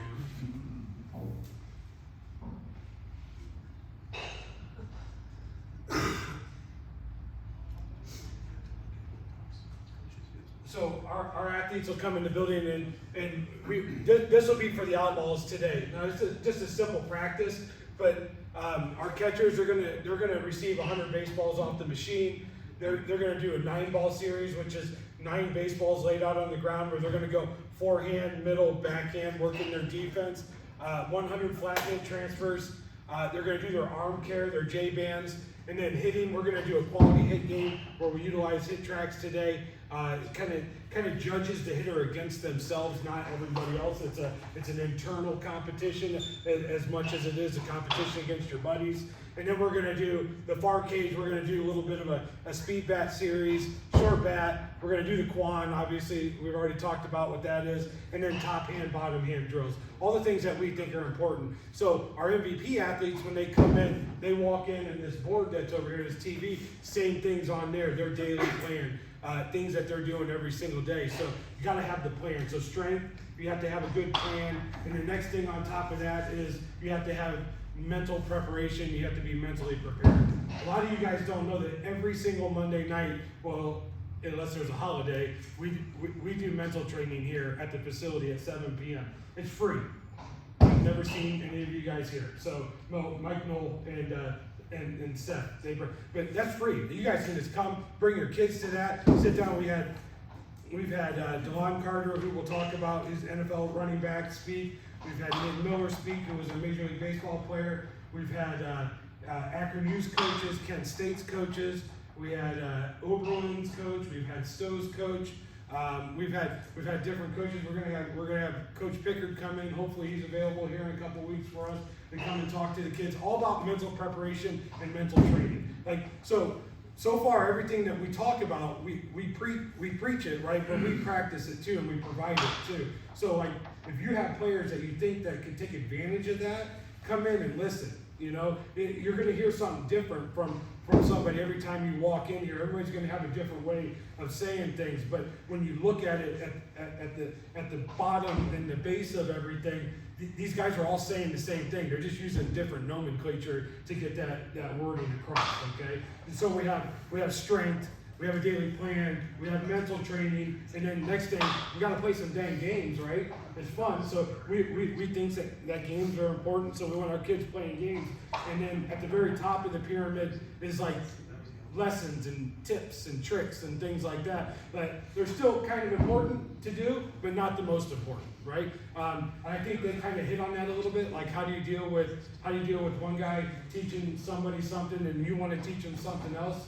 You know, like for us, those things are most of the times of least importance, right?